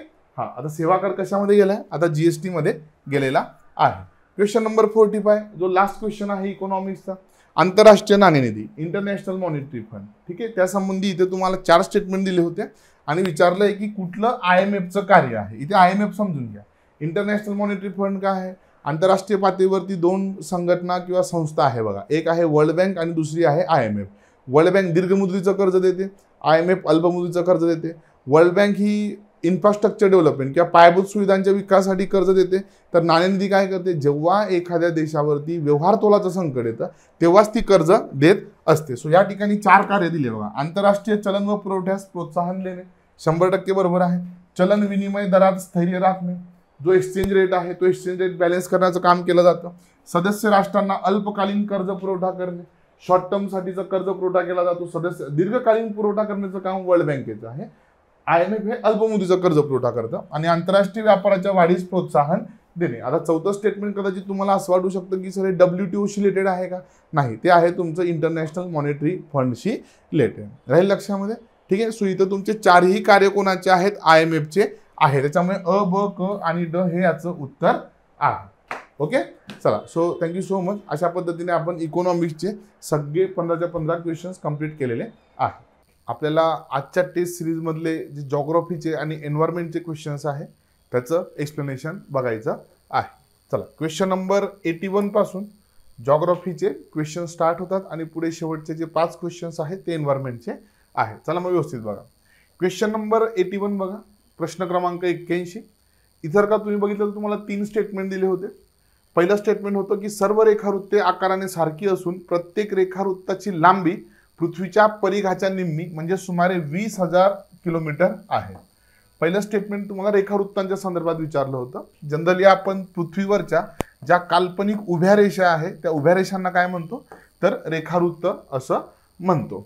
दुसरं स्टेटमेंट बघा, विषुवृत्तावर 2 रेखावृत्तांमधील अंतर हे 111 किलोमीटर असतं. आता आपल्याला सगळ्यांना माहिती आहे की रेखावृत्त काय असतात? तर एकमेकाला समांतर नसतात. ठीक आहे, अक्षवृत्त एकमेकाला समांतर आहे, पण रेखावृत्तांमध्ये विषुवृत्ताकडनं ध्रुवांकडे सरकताना त्यांच्यातलं अंतर कमी कमी होत जातं.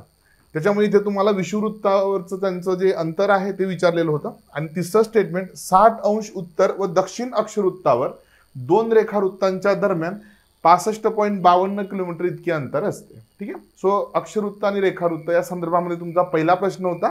जनरली इथे तुम्हाला 3 स्टेटमेंट दिलेले होते. आता या ठिकाणी जे पहिलं स्टेटमेंट आहे ते काय आहे? तर बरोबर आहे. प्रत्येक रेखावृत्ताची जी लांबी आहे ती जवळजवळ किती असते? 20,000 किलोमीटर इतकी असते. दुसरं स्टेटमेंट बघा, 2 रेखावृत्तांमधील जे विषुवृत्तावरचं अंतर आहे ते किती असतं? 111 किलोमीटर असतं. आणि जसं जसं आपण ध्रुवाकडे सरकतो ते अंतर कमी कमी होत जातं.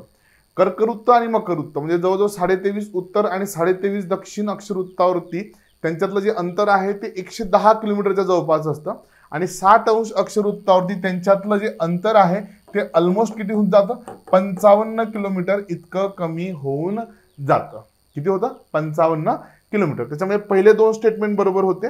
इथे तिसरं स्टेटमेंट जे आहे ते चुकीचं आहे. आणि इथे तुम्हाला काय विचारलं होतं की बिनचूक पर्याय निवडा. मग इथं काय आहे? पर्याय क्रमांक 2 अ व ब इथे बरोबर आहे. चला नेक्स्ट क्वेश्चन बघा. टर्शरी कालखंडासंबंधीचा हा प्रश्न आहे. जर का तुम्ही मागच्या काही क्वेश्चन पेपर बघितल्या आयोगाच्या त्याच्यामध्ये तुम्हाला जिओलॉजिकल टाइम स्केलवरती प्रश्न विचारलेले सापडतील. सो आपल्याला सगळ्यांना जिओलॉजिकल टाइम स्केल माहीत असणं गरजेचं आहे. इथे तुम्हाला स्पेसिफिकली जो क्वाटर्नरी कालखंड आहे, क्वाटर्नरी कालखंड कधीपासून तर कधीपर्यंत आहे? तर जवळजवळ 2.5 दशलक्ष वर्षापासून तर आत्तापर्यंत, म्हणजे मी ह्या मिनिटाला तुमच्याशी बोलत आहे तिथपर्यंत जो कालखंड आहे त्याला आपण क्वाटर्नरी कालखंड असं म्हणतो. आता हा जो क्वाटर्नरी कालखंड आहे या कालखंडाला काय म्हटलं जातं? तर महाहिमयुग असं सुद्धा म्हटलं जातं. ठीक आहे.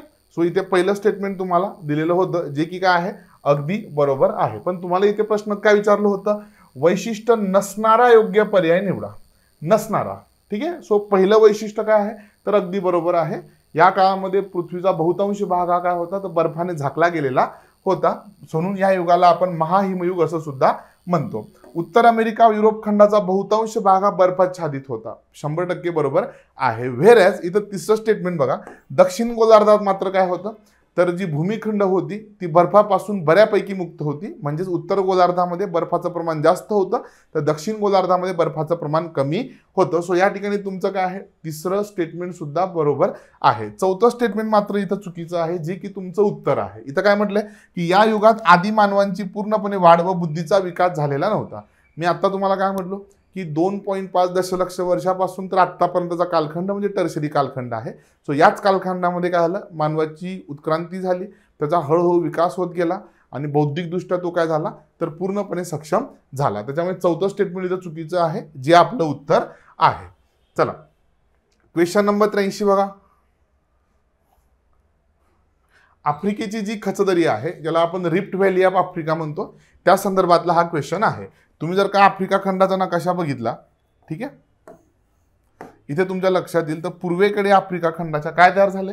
आफ्रिकन रिफ्ट व्हॅली तयार झालेली आहे. पहिलं विधान दिलं होतं पूर्व आफ्रिकेची जी खचदरी आहे ती मालावी सरोवरापासून उत्तरेला सिरियापर्यंत पसरलेली आहे. बरोबर आहे. इथे खाली दक्षिणेला काय आहे, आफ्रिका खंडामध्ये मालावी सरोवर आहे आणि या मालावी सरोवरापासून ही उत्तरेला कुठपर्यंत जाते, तर इस्रायलच्या जवळ असलेला सिरिया नावाचा जो देश आहे तिथपर्यंत ही खचदरी पसरलेली आहे आणि हळूहळू काय होत चालली आहे, ही विस्तारत चाललेली आहे आणि येणाऱ्या कालखंडामध्ये काय होईल, तर आफ्रिका खंडाचा जो पूर्वेकडचा भाग आहे या खचदरीमुळे वेगळा होणार आहे. ठीक आहे, पण याला फार दशलक्ष वर्ष वगैरे लागतील. सो त्याच्यामुळे पहिलं जे विधान आहे ते तुमचं बरोबर आहे. दुसरं विधान बघा, अरबी द्वीपकल्पाला लागून असलेला तांबडा समुद्र हा आफ्रिकेतील खचदरीच्या खोल भागात निर्माण झालेला आहे. तर हे विधान काय आहे, चुकीचं आहे. आता तांबडा समुद्र हा पण खचदरीतच आहे. ठीक आहे, किंवा तिथली जी जमीन आहे ती एकमेकापासून दूर गेल्यामुळे तिथं खचदरी आणि मग पुढे जाऊन खचदरीचं काय आलं, समुद्रामध्ये रूपांतर झालंय. पण तो आफ्रिकेच्या खचदरीचा भाग नाहीये. त्याच्यामुळे काय आहे, तुमचं जे विधान आहे दुसरं ते तुमचं चुकीचं आहे. त्याच्यामुळे ते उत्तर कितवं आहे तुमचं, विधान अ बरोबर आहे, पण विधान ब मात्र काय नाहीये, तर योग्य नाहीये. त्याच्यामुळे पर्याय क्रमांक 2 याचं आन्सर आहे. चला क्वेश्चन नंबर 84 बघूया. प्रश्न क्रमांक 84. शिलारसापासून तयार झालेल्या अवाढव्य अशा घुमटाकार खडकाला टिंबटिंब असं म्हणतात. आता हा जो प्रश्न आहे हा कशावरचा आहे, हा ज्वालामुखी या घटकावरचा आहे. आता ज्वालामुखी म्हणजे काय रे, बेसिकली तर पृथ्वीच्या अंतर्भागातून काय होतो, तर तप्त असा शिलारस म्हणजे काय, वितळलेले खडक आणि सोबत खूप सारे वायू, पाण्याची वाफ वगैरे या सगळ्या गोष्टी काय होतात, अतिवेगाने भूकवचाकडे सरकतात आणि त्याचा उद्रेक होतो. त्याला आपण काय म्हणतो, ज्वालामुखी असं म्हणतो. पण बऱ्याच वेळेला काय होतं, तर हे जे मोल्टन मटेरियल आहे किंवा हे जे वितळलेले खडक आहेत किंवा इतर घटक आहेत हे बऱ्याच वेळेला जमिनीच्या खाली म्हणजे भूपृष्ठाच्या आतच घनीभूत होतात किंवा सॉलिडिफाय होतात आणि मग ते वेगवेगळा आकार धारण करतात. ठीक आहे, जर का आडव्या भेगांमध्ये हा मॅग्मा जर का घनीभूत झाला तर त्याला आपण शीट असं म्हणतो. जर का उभ्या भेगांमध्ये हा लावा घनीभूत झाला, हा मॅग्मा घनीभूत झाला तर त्याला आपण काय म्हणतो, त्याला आपण डाईक असं म्हणतो. वेगवेगळे आकार आहे. जर खोलगट भागामध्ये झाला त्याला आपण लॅपोलिथ असं म्हणतो. मशरूमच्या आकारामध्ये जर का तो सॉलिडिफाय झाला तर त्याला आपण काय म्हणतो, त्याला आपण लॅकोलिथ असं म्हणतो. ठीक आहे, जर का तो वली पर्वतांच्या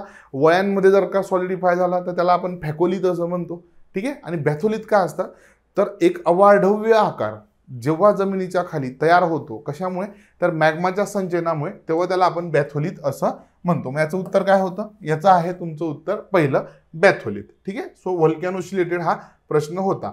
क्वेश्चन नंबर 85 बघा, ज्या ठिकाणी नदी चौर्याची क्रिया घडते त्या खाली जलापहरण झालेल्या नद्यांचे प्रवाह कोरडे पडतात, या कोरड्या भागाला काय संबोधले जाते. आता इथे तुम्हाला नदी चौर्य नावाची कन्सेप्ट माहीत असली पाहिजे. ठीक आहे, नदी चौर्य म्हणजे काय, बेसिकली समजा इथून एक नदी वाहते आहे आणि एक दुसरी नदी इथून वाहते आहे. ठीक आहे, आणि या दोघांमध्ये असं समजा की कुठला तरी एखादा नैसर्गिक अडथळा आहे, एखादी डोंगर रांग आहे. कालांतराने काय होतं, डोंगर रांगेची झीज होते आणि डोंगर रांगेची झीज झाल्यामुळे काय होतं, मधली डोंगर रांग नष्ट होऊन जाते आणि मधली डोंगर रांग नष्ट झाल्यामुळे काय होतं, जी नदी पहिले पूर्वेकडे वाहत होती ती कालांतराने या नदीला येऊन मिळते. आता या नदीला जर का येऊन मिळाली तर काय होईल, तिचा जो पूर्वेकडचा प्रवाह आहे हा कोरडा पडेल. सो हा जो कोरडा पडलेला प्रवाह असतो त्याला आपण काय म्हणतो, त्याला आपण वातखिंड असं म्हणतो. इंग्लिशमध्ये याला विंड गॅप असा शब्द आहे. ठीक आहे, चला पुढचं बघा. क्वेश्चन नंबर 86 मध्ये, आता हा खूप लॉजिकल क्वेश्चन होता. उष्ण वाळवंटामध्ये पुढीलपैकी कोणत्या प्रकारचे अपक्षय किंवा विदारण आढळते. ठीक आहे, वेदरिंगवरचा हा प्रश्न आहे. ठीक आहे, इथं जर का तुम्ही बघितलं तुम्हाला 3 प्रकारचे वेदरिंग दिलेत, सगळ्यात रासायनिक, जैविक आणि यांत्रिक. ठीक आहे, लॉजिकल क्वेश्चन आहे. आता जे हॉट डेझर्ट्स असतात किंवा उष्ण वाळवंट असतात त्यांच्यामध्ये रासायनिक अपक्षय होत नाही. प्रामुख्याने तुम्हाला बायोलॉजिकल वेदरिंग बघायला मिळतं आणि फिजिकल वेदरिंग बघायला मिळतं. आणि तिथे जे वेदरिंगचे मेन फॅक्टर्स असतात ते कुठले असतात, तर एक असतं विंड आणि दुसरं असतं टेम्परेचर. सो मोठ्या प्रमाणात होणारा अपक्षय हा या 2 घटकांमुळे होतो. त्यामुळे इथे तुमचं पहिलं पर्याय नाही. मग इथं ब आणि क हे तुम्हाला कुठे दिसतं आहे, तर इथे तुम्हाला पर्याय क्रमांक 2 मध्ये दिसता आहे. त्याच्यामुळे उत्तर किती आहे तुमचं, दुसरं उत्तर आहे. क्वेश्चन नंबर 87 बघा. ठीक आहे, टेम्परेचर इन्व्हर्जनवरचा प्रश्न होता. हवामानशास्त्र किंवा ज्याला आपण इंग्लिशमध्ये क्लायमॅटॉलॉजी असं म्हणतो त्याच्यावरचा हा प्रश्न आहे. काय विचारले, तापमानाची विपरीतता होण्याची आदर्श परिस्थिती कोणती. आता तापमानाची विपरीतता काय म्हणजे काय हे पहिल्यांदा समजून घ्या. ठीक आहे, बेसिकली आपण जसं जसं पृथ्वीच्या भूपृष्ठापासून वर जातो तसं वातावरणाचे वेगवेगळे थर आहेत. तपांबर, स्थितांबर, मध्यांबर आणि त्याच्यानंतर मग काय आहे तर बाह्यांबर आहे. आता लक्षात घ्या, तपांबरामध्ये उंचीनुसार काय होतं, तापमान कमी कमी होत जातं. पण तपांबरामध्ये जर का उंचीनुसार तापमान कमी न होता उंचीनुसार तापमान वाढत जात असेल तर त्याला आपण काय म्हणतो, तापमानाची विपरीतता असं म्हणतो. मग कुठल्या कुठल्या आदर्श स्थिती आहे, जेव्हा टेम्परेचर इन्व्हर्जन बघायला मिळतं, म्हणजे उंचीनुसार तापमान कमी न होता वाढायला लागतं. एक असतं तुमचं पर्वतीय प्रदेशामध्ये, दिवसापेक्षा जर का रात्र मोठी असेल तर, ठीक आहे, म्हणजे फार थोड्या कालावधीसाठी सूर्यप्रकाश उपलब्ध असेल, आकाश जर का निरभ्र असेल तर, आणि हवा जर का स्थिर असेल तर. या चारही आयडियल कंडिशन आहे ज्या कंडिशनमध्ये तुम्हाला इन्व्हर्जन ऑफ टेम्परेचर बघायला मिळतं. त्याच्यामुळे इथं काय आहे, पर्याय क्रमांक 4 याचं उत्तर आहे. आपण क्लायमेटॉलॉजीमध्ये हा जो टॉपिक आहे हा अगदी सविस्तर शिकलेलोच आहोत.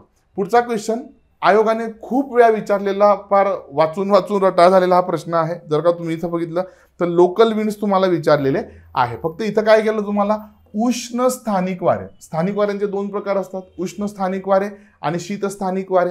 इथे तुम्हाला उष्ण स्थानिक वारे असणारा योग्य पर्याय ओळखायचा होता. आणि याचं पहिलं उत्तर काय होतं, याचं उत्तर होतं तुमचा पर्याय क्रमांक 1, सोलॅनो, सिरोक्को, खामसिन आणि हर्मेटन. ठीक आहे, आफ्रिका आणि युरोपच्या भागामध्ये वाहणारी ही वारे आहेत. आता स्थानिक वारे म्हणजे काय असतात, स्थानिक वारे हे वर्षभर वाहत नाही, विशिष्ट वेळी विशिष्ट ठिकाणी थोड्या कालावधीसाठी जे वारे तयार होतात त्यांना आपण स्थानिक वारे असं म्हणतो. आणि याचं एक एक्झाम्पल काय आहे तर उत्तर भारतामध्ये किंवा त्याच्या प्रामुख्याने वायव्य भारतामध्ये उन्हाळा ऋतूमध्ये तयार होणारे लू नावाचे वारे हे वर्षभर असतात का, नाही. संपूर्ण भारतात असतात का, नाही, फक्त वायव्य भारतामध्ये, म्हणून त्यांना आपण काय म्हणतो, स्थानिक वारे असं म्हणतो. इवन भारतामध्ये जून महिन्याच्या पहिले जो पाऊस पडतो ज्याला आपण मान्सून पूर्व पर्जन्य म्हणतो, हा मान्सून पूर्व पर्जन्य पडण्यासाठी पण कोण कारणीभूत असतात, तर स्थानिक वारेच कारणीभूत असतात. सो हा मुद्दा इथे लक्षात ठेवायचा आहे. क्वेश्चन नंबर 89 बघा. ठीक आहे, खूप फसवा प्रश्न होता हा. पृथ्वीवरील महासागरावर जास्तीत जास्त बाष्पीभवन होणारा भाग दोन्ही गोलार्धात टिंब अक्षवृत्तांच्या दरम्यान आहे. आता बघा लक्षात घ्या, आता इथे आपल्याला साहजिक असं वाटू शकतं की विषुववृत्तावरती सगळ्यात जास्त तापमान असतं किंवा विषुववृत्तावरती सूर्याची किरण लंबरूप पडतात. खरं तर विषुववृत्तावरती सगळ्यात जास्त तापमान नाही. पृथ्वीवरचं सगळ्यात जास्त तापमानाची नोंद कुठे आहे, ती कर्कवृत्त आणि मकरवृत्ताच्या जवळ आहे. पण तरी सुद्धा विषुववृत्तावरती सूर्याची किरण लंबरूप पडल्यामुळे आपल्याला असं वाटू शकतं की इथे सगळ्यात जास्त तापमान असल्यामुळे इथं काय असेल तर पाण्याच्या वाफेचं प्रमाण जास्त असेल, पण ते तसं नाहीये. याचं उत्तर आहे 10 अंश ते 20 अंश दोन्ही गोलार्धामध्ये काय असतं, सगळ्यात जास्त पाण्याची वाफ आपल्याला महासागरांवरती बघायला मिळते. सो हा जो प्रश्न होता तो होता तुमचा सागरशास्त्र किंवा ज्याला आपण इंग्लिशमध्ये ओशनोग्राफी असं म्हणतो, त्याच्यावरचा हा प्रश्न आहे. प्रश्न क्रमांक 90 बघा. त्याचा पुढचा क्वेश्चन इथे काय म्हटलंय, क्वेश्चन नंबर 90 मध्ये इथं तुम्हाला एका बाजूला तलाव दिलेत आणि एका बाजूला ते सगळे तलाव कुठल्या राज्यामध्ये आहे ते विचारलेलं आहे. आता याच्यातले बरेचसे तलाव जे आहेत ते प्रसिद्ध आहेत. ठीक आहे, उदाहरणार्थ बघा, कालीवेली सरोवर तामिळनाडूमध्ये आहे, त्याच्यानंतर चंद्रताल हिमाचल प्रदेशमध्ये, भीमताल जे आहे उत्तराखंडमध्ये आणि भोज सरोवर जे आहे ते मध्य प्रदेशमध्ये आहे. ते प्रांत क्षेत्र सुद्धा आहे. ठीक आहे, मग आता बघा इथे 4, त्याच्यानंतर मग 1, त्याच्यानंतर मग 3 आणि 2 असा पर्याय कुठे आहे, इथे तुम्हाला पर्याय क्रमांक 3 दिलेला आहे. सो याचं उत्तर आहे तुमचं 3रं. क्वेश्चन नंबर 91 बघा. त्रिवार्था. आता हा भारताच्या हवामानाचा प्रश्न आहे. आयोगाने याच्यावरती बरेचसे प्रश्न विचारलेले आहे. आता त्रिवार्था यांच्या वर्गीकरणानुसार BWH या अक्षरांनी कोणत्या प्रकारचे हवामान दर्शवले जाते. आता खूप वेळा विचारला गेलेला प्रश्न आहे, त्याच्यामुळे असे प्रश्न तुमचे शक्यतो चुकायला नको. उष्णकटिबंधीय शुष्क हवामानाचा जो प्रदेश आहे, ठीक आहे, जो ड्राय अरिड रिजन आहे तो BWH या अक्षरांनी दर्शवला जातो. त्याच्यामुळे इथं तुमचं उत्तर आहे पर्याय क्रमांक 2. क्वेश्चन नंबर 92 बघा. भारतातील खनिज संपत्तीवरचा हा प्रश्न आहे. पुढीलपैकी छत्तीसगड राज्यातील प्रमुख लोह खनिज उत्पादक क्षेत्र. आता काय विचारलंय तुम्हाला, लोह खनिज उत्पादक क्षेत्र आणि त्यातल्या त्यात कुठल्या राज्यातलं विचारलंय, तर ते तुम्हाला विचारलेलं आहे छत्तीसगड मधलं. ठीक आहे, मग इथे तुम्हाला 4 ऑप्शन दिले. एक आहे दिल्ली राजहरा, त्याच्यानंतर बदाम पहार, त्याच्यानंतर बोनाईगड आणि त्याच्यानंतर चौथा पर्याय बघा तो दिलाय तुम्हाला इथे बैला दिला. आता याच्यातले खरं तर फक्त काय आहे 2 क्षेत्र असे आहे जे छत्तीसगडमध्ये आहे. बाकीचे जे उरलेले 2 क्षेत्र आहे ते तुमचे कुठे आहे तर ओरिसामध्ये आहे. मग इथे पर्याय क्रमांक अ दिल्ली राजहारा आणि त्याच्यानंतर बैला दिला हे 2च कुठे आहे छत्तीसगडमध्ये आहे. बदाम पहार आणि बोनई हे कुठे आहे ओरिसामधले लोह खनिज उत्पादक क्षेत्र आहे. त्याच्यामुळे याचं उत्तर किती आहे पर्याय क्रमांक 4. अ व क हे क्षेत्र छत्तीसगडमधले प्रमुख लोह खनिज उत्पादक क्षेत्र आहेत. क्वेश्चन नंबर 93 बघा. महाराष्ट्राच्या भूगोलावरचा हा प्रश्न होता. नदी प्रणालीवरचा हा प्रश्न आहे. इथे तुम्हाला 2 विधानं दिले होते, विधान अ आणि विधान ब. पहिल्या विधानात म्हटलेलं आहे की कृष्णा नदी खोऱ्याने महाराष्ट्राच्या एकूण 23% क्षेत्र व्यापलेले आहे. पहिलं स्टेटमेंट बरोबर आहे. आता कृष्णा नदी खोऱ्यामध्येच काय आहे तर भीमा नदी खोऱ्याचा पण समावेश होतो, कारण की भीमा नदी ही कृष्णेचीच उपनदी आहे. ठीक आहे.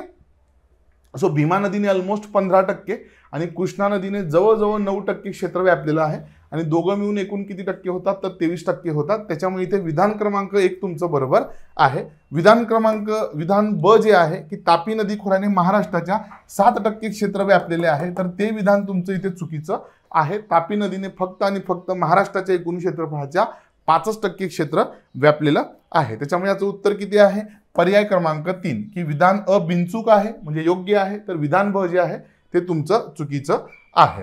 क्वेश्चन नंबर 94 बघा, महाराष्ट्रातील वने आणि अभयारण्य त्याच्यावरचा हा प्रश्न आहे. Question number 94. इथे तुम्हाला म्हटलं होतं की पुढीलपैकी कोणते अभयारण्य पेंच व्याघ्र प्रकल्पाचा भाग आहे. आता खूप सारे विद्यार्थ्यांना नॅशनल पार्क आणि टायगर रिझर्व मधला फरक कळत नाही.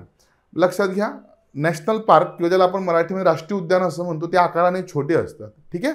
हां, आणि व्याघ्र प्रकल्प जे असतात ते आकाराने थोडे मोठे असतात. मग या केसमध्ये काय आहे तर समजून घ्या. महाराष्ट्रातले किंवा भारतातले बहुतांश व्याघ्र प्रकल्प असे आहेत जे पहिले नॅशनल पार्क होते, म्हणजे मध्यभागी नॅशनल पार्क असतं आणि आजूबाजूचे काही अभयारण्य त्याच्यामध्ये ॲड करायचे आणि त्याला काय करायचं व्याघ्र प्रकल्प म्हणून घोषित करायचं. ठीक आहे. याचं आपण छोटंसं एक्झाम्पल पण बघूया. समजा तुम्हाला सगळ्यांना इथे मेळघाट व्याघ्र प्रकल्प माहीत असेल. आता तो मेळघाट व्याघ्र प्रकल्प कसा आहे तर मध्यभागी बेसिकली इथं काय आहे गुगामल नॅशनल पार्क आहे आणि गुगामल नॅशनल पार्कच्या आजूबाजूची ठीक आहे जसं की अमरावतीमधलं वान अभयारण्य, त्याच्यानंतर बुलढाण्यातलं आंबा बरवा आहे किंवा अकोल्यातलं मग इथे नरनाळा अभयारण्य, हे सगळं एकत्र करून काय केलं तर मग तिथे मेळघाट व्याघ्र प्रकल्प घोषित केलेला आहे. म्हणजे काय व्याघ्र प्रकल्पाचा कोर भाग आतला गाभा म्हणजे नॅशनल पार्क आहे, पण हे सगळ्या ठिकाणी असेलच असं नाही. मग इथे महाराष्ट्रामध्ये जे पेंच नॅशनल पार्क आहे या पेंच नॅशनल पार्कमध्ये कोणाचा समावेश होतो सो मानसिंग देव अभयारण्य जे आहे ते पेंच नॅशनल पार्क म्हणा किंवा टायगर रिझर्व म्हणा त्याचा भाग आहे. नेक्स्ट बघा क्वेश्चन नंबर 95 पुन्हा महाराष्ट्राच्या भूगोलावरचा प्रश्न आहे.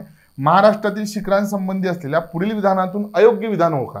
तुम्हाला इथे चुकीचं विधान निवडायचं होतं. भूगोलाचा हा शेवटचा प्रश्न होता. बरोबर. 4 स्टेटमेंट दिले. साल्हेर शिखराची उंची 1567 मीटर आहे.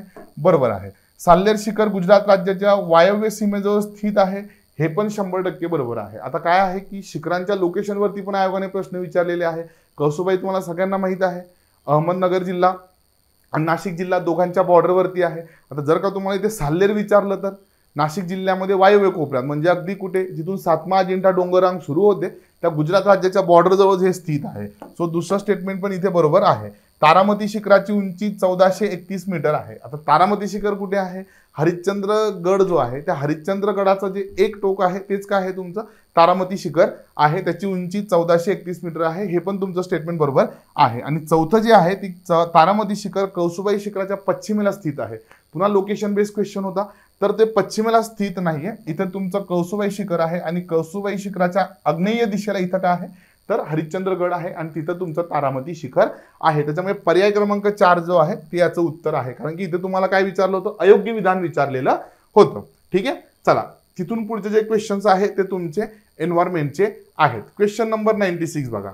IUCNच्या धोकादायक प्रजातींच्या व्हल्नरेबल या गटामध्ये पुढीलपैकी कोणत्या प्रजाती समाविष्ट आहे. आता व्हल्नरेबलचं स्टेटस कोणाकोणाला आहे तर ते आहे तुमचं एकशिंगी गेंडा आणि आफ्रिकन चित्त्याला. इथं आशियाई हत्ती जो आहे तो एंडेंजर्ड आहे आणि सुंदरवन वाघ जो आहे तो सुद्धा काय आहे एंडेंजर्ड आहे. सो पहिल्या 2 स्पेसिस एंडेंजर्ड कॅटेगरीमध्ये येतात तर एक शिंगी गेंडा आणि आफ्रिकन चित्ता हे व्हल्नरेबलच्या कॅटेगरीमध्ये आहे. मग पर्याय क्रमांक क आणि ड तुम्हाला कुठे दिसतंय 96चं उत्तर क्रमांक 2 राहील तुमच्या लक्षामध्ये. ठीक आहे. हां International Union for Conservation of Nature याच्याद्वारा एक रेड डेटा बुक पब्लिश केला जातो आणि जगातल्या ज्या धोकादायक प्रजाती आहे ठीक आहे त्यांचं याच्यामध्ये वर्गीकरण दिलेलं आहे. मग क्रिटिकली एंडेंजर्ड व्हल्नरेबल किंवा मग एक्सटिंक्ट इन वाईल्ड असे वेगवेगळे स्टेटस दिले जातात. याच्यावरती आयोगाने खूप वेळा प्रश्न विचारलेले आहे. ठीक आहे. सो सध्या आफ्रिकन चित्ते चर्चेत आहे, भारतात आणलेत म्हणून. वाघ आहेत, एक शिंगी गेंडे आहेत म्हणून काय केलं ह्या 4चं तुम्हाला IUCN स्टेटस माहीत असलं पाहिजे. क्वेश्चन नंबर 97 बघा. ठीक आहे. इथे तुम्हाला कशाबद्दल विचारले पाणथळ प्रदेशाबद्दल विचारलेलं आहे. जागतिक पाणथळ दिवस हा 12 फेब्रुवारी या दिवशी असतो. 12 फेब्रुवारीला असतो का नाही, तो असतो तुमचा 2 फेब्रुवारीला. पहिलं स्टेटमेंट चुकीचं आहे. 2 फेब्रुवारी 1971ला बेसिकली काय झाला होता हा करार झाला होता. इराण देशातल्या रामसार या ठिकाणी. ठीक आहे, त्याच्यामुळे 2 फेब्रुवारी काय केला जातो, जागतिक पाणथळ दिवस. ठीक आहे, म्हणून सेलिब्रेट केला जातो. 2024 साठीची जी संकल्पना होती ती होती वेटलँड अँड ह्युमन वेलबिंग. दुसरं स्टेटमेंट काय आहे तर बरोबर आहे. आणि तिसरं स्टेटमेंट बघा इथे, सिरपूर हे पाणथळ क्षेत्र उत्तर प्रदेशमध्ये आहे का, नाही. हे सिरपूर नावाचं जे ठिकाण आहे ते तुमचं मध्य प्रदेशमध्ये आहे. आता तुम्ही म्हणाल की सर असं सिरपूर स्पेसिफिक का विचारलं, कारण की 2024चं ठीक आहे जागतिक पाणथळ दिवसाचं जे सेलिब्रेशन होतं किंवा जो कार्यक्रम आयोजित केला गेला होता तो मध्य प्रदेशातल्या सिरपूर या ठिकाणी आयोजित करण्यात आला होता. त्याच्यामुळे इथे तुम्हाला स्पेसिफिकली मी सिरपूरवरती प्रश्न विचारलेला आहे. त्याच्यामुळे काय आहे, इथे पहिलं आणि तिसरं स्टेटमेंट तुमचं चुकीचं आहे, फक्त ब विधान तुमचं बरोबर आहे. म्हणून इथं काय आहे, पर्याय क्रमांक 1 याचं उत्तर आहे. ठीक आहे, चला पुढचं बघा. Question number 98, biodiversity cold spot या संज्ञेचा योग्य अर्थ दर्शवणारा बिनचूक पर्याय निवडा. आता सगळ्यांना इथे हॉटस्पॉट माहीत असतं, पण कोल्ड स्पॉट काय आहे, बायोडायव्हर्सिटी कोल्ड स्पॉट. आता जर का तुम्ही पर्याय बघितले तर तुम्हाला तापमान या संज्ञेमध्ये गुंतवण्याचा प्रयत्न केलाय मी. ठीक आहे, की तापमानाशी संबंधित काहीतरी असलं पाहिजे. खरं तर तापमानाशी याचा काही संबंध नाही. याचं उत्तर पहिलं आहे.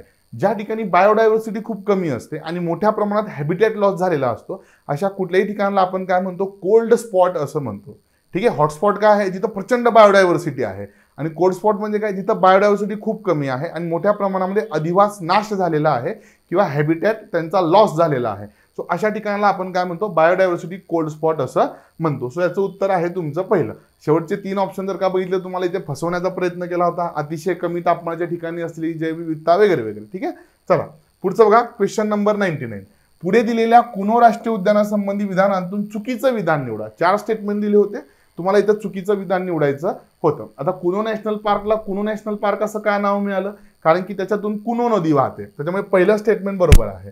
पूर्वीच्या काळी काय होतं, तिथे आशियाई सिंहांचं अस्तित्व होतं. इव्हन इंग्रजांच्या काळामध्ये लॉर्ड कर्झनने प्रयत्न केले होते पुन्हा त्या ठिकाणी आशियाई सिंह आणण्यासाठी. आता विचार करा, लॉर्ड कर्झन आपण इतिहासामध्ये वाचतो. ठीक आहे, हे अत्यंत तुम्हाला ऐकायला कदाचित हे शॉकिंग वाटेल, पण लॉर्ड कर्झनने काय केलं होतं, तिथले जे सिंधिया राजे होते त्यांच्या मदतीने आफ्रिकेतून आशियाई सिंह जे होते, ठीक आहे, किंवा आफ्रिकेतले जे सिंह होते ते परत आणण्याचा प्रयत्न केला होता, पण त्याला काही यश मिळालं नव्हतं. नंतरच्या काळामध्ये पुढे जाऊन स्वातंत्र्याच्या पहिले सिंह पुन्हा रिस्टोर केले गेले, पण हे जे सिंह आहे हे फार काळ तिथे टिकले नाही. ठीक आहे, बरं. इव्हन आता जिथं आपण कुनो नॅशनल पार्कमध्ये हे आणले, चित्ते आणले, तिथे प्लॅन होता ऍक्च्युली सिंहांना परत आणण्याचा, पण सिंहांच्या ऐवजी आणले तिथे चित्ते. असो, सो पहिल्याच्या काळामध्ये इथं काय होतं, आशियाई सिंहांचं अस्तित्व होतं. तिसरं 1980 मध्ये कुनो अभयारण्याची स्थापना करण्यात आली. 1981 ला त्याला बेसिकली वाईल्ड लाईफ सेंच्युरी किंवा अभयारण्याचं स्टेटस मिळालं होतं आणि 2018 मध्ये त्याला काय मिळालं, नॅशनल पार्कचा स्टेटस मिळालेलं आहे. त्याच्यामुळे तुमचं 4थं स्टेटमेंट इथं चुकीचं होतं. 2008 न लक्षात ठेवता तिथं 2018 असं लक्षात ठेवणं अपेक्षित आहे. पुढचं रॉटरडॅम करार, जो की एन्व्हायरमेंटशी रिलेटेड एक महत्त्वाचा करार आहे, जो झाला होता तुमचा 1998 मध्ये आणि लागू व्हायला त्याला बरेच वर्ष लागले होते. हा रॉटरडॅम करार कशाशी संबंधित आहे, तर तो आहे तुमचा धोकादायक रसायन व कीटकनाशकांचे नियंत्रण करण्यासाठी. आता हे प्रश्न जे आहेत ते तुम्हाला किंवा हे जे मुद्दे आहेत ते तुम्हाला 11वी आणि 12वीच्या पर्यावरणाच्या पुस्तकामध्ये सुद्धा सापडून जातील, जे की तुम्हाला एक्झामच्या पर्स्पेक्टिव्हने महत्त्वाचे सुद्धा आहे. 11वी आणि 12वीचं तुम्ही हे करणं, पुस्तकं जे आहेत एन्व्हायरमेंटचे ते वाचणं अपेक्षितच आहे. So thank you so much.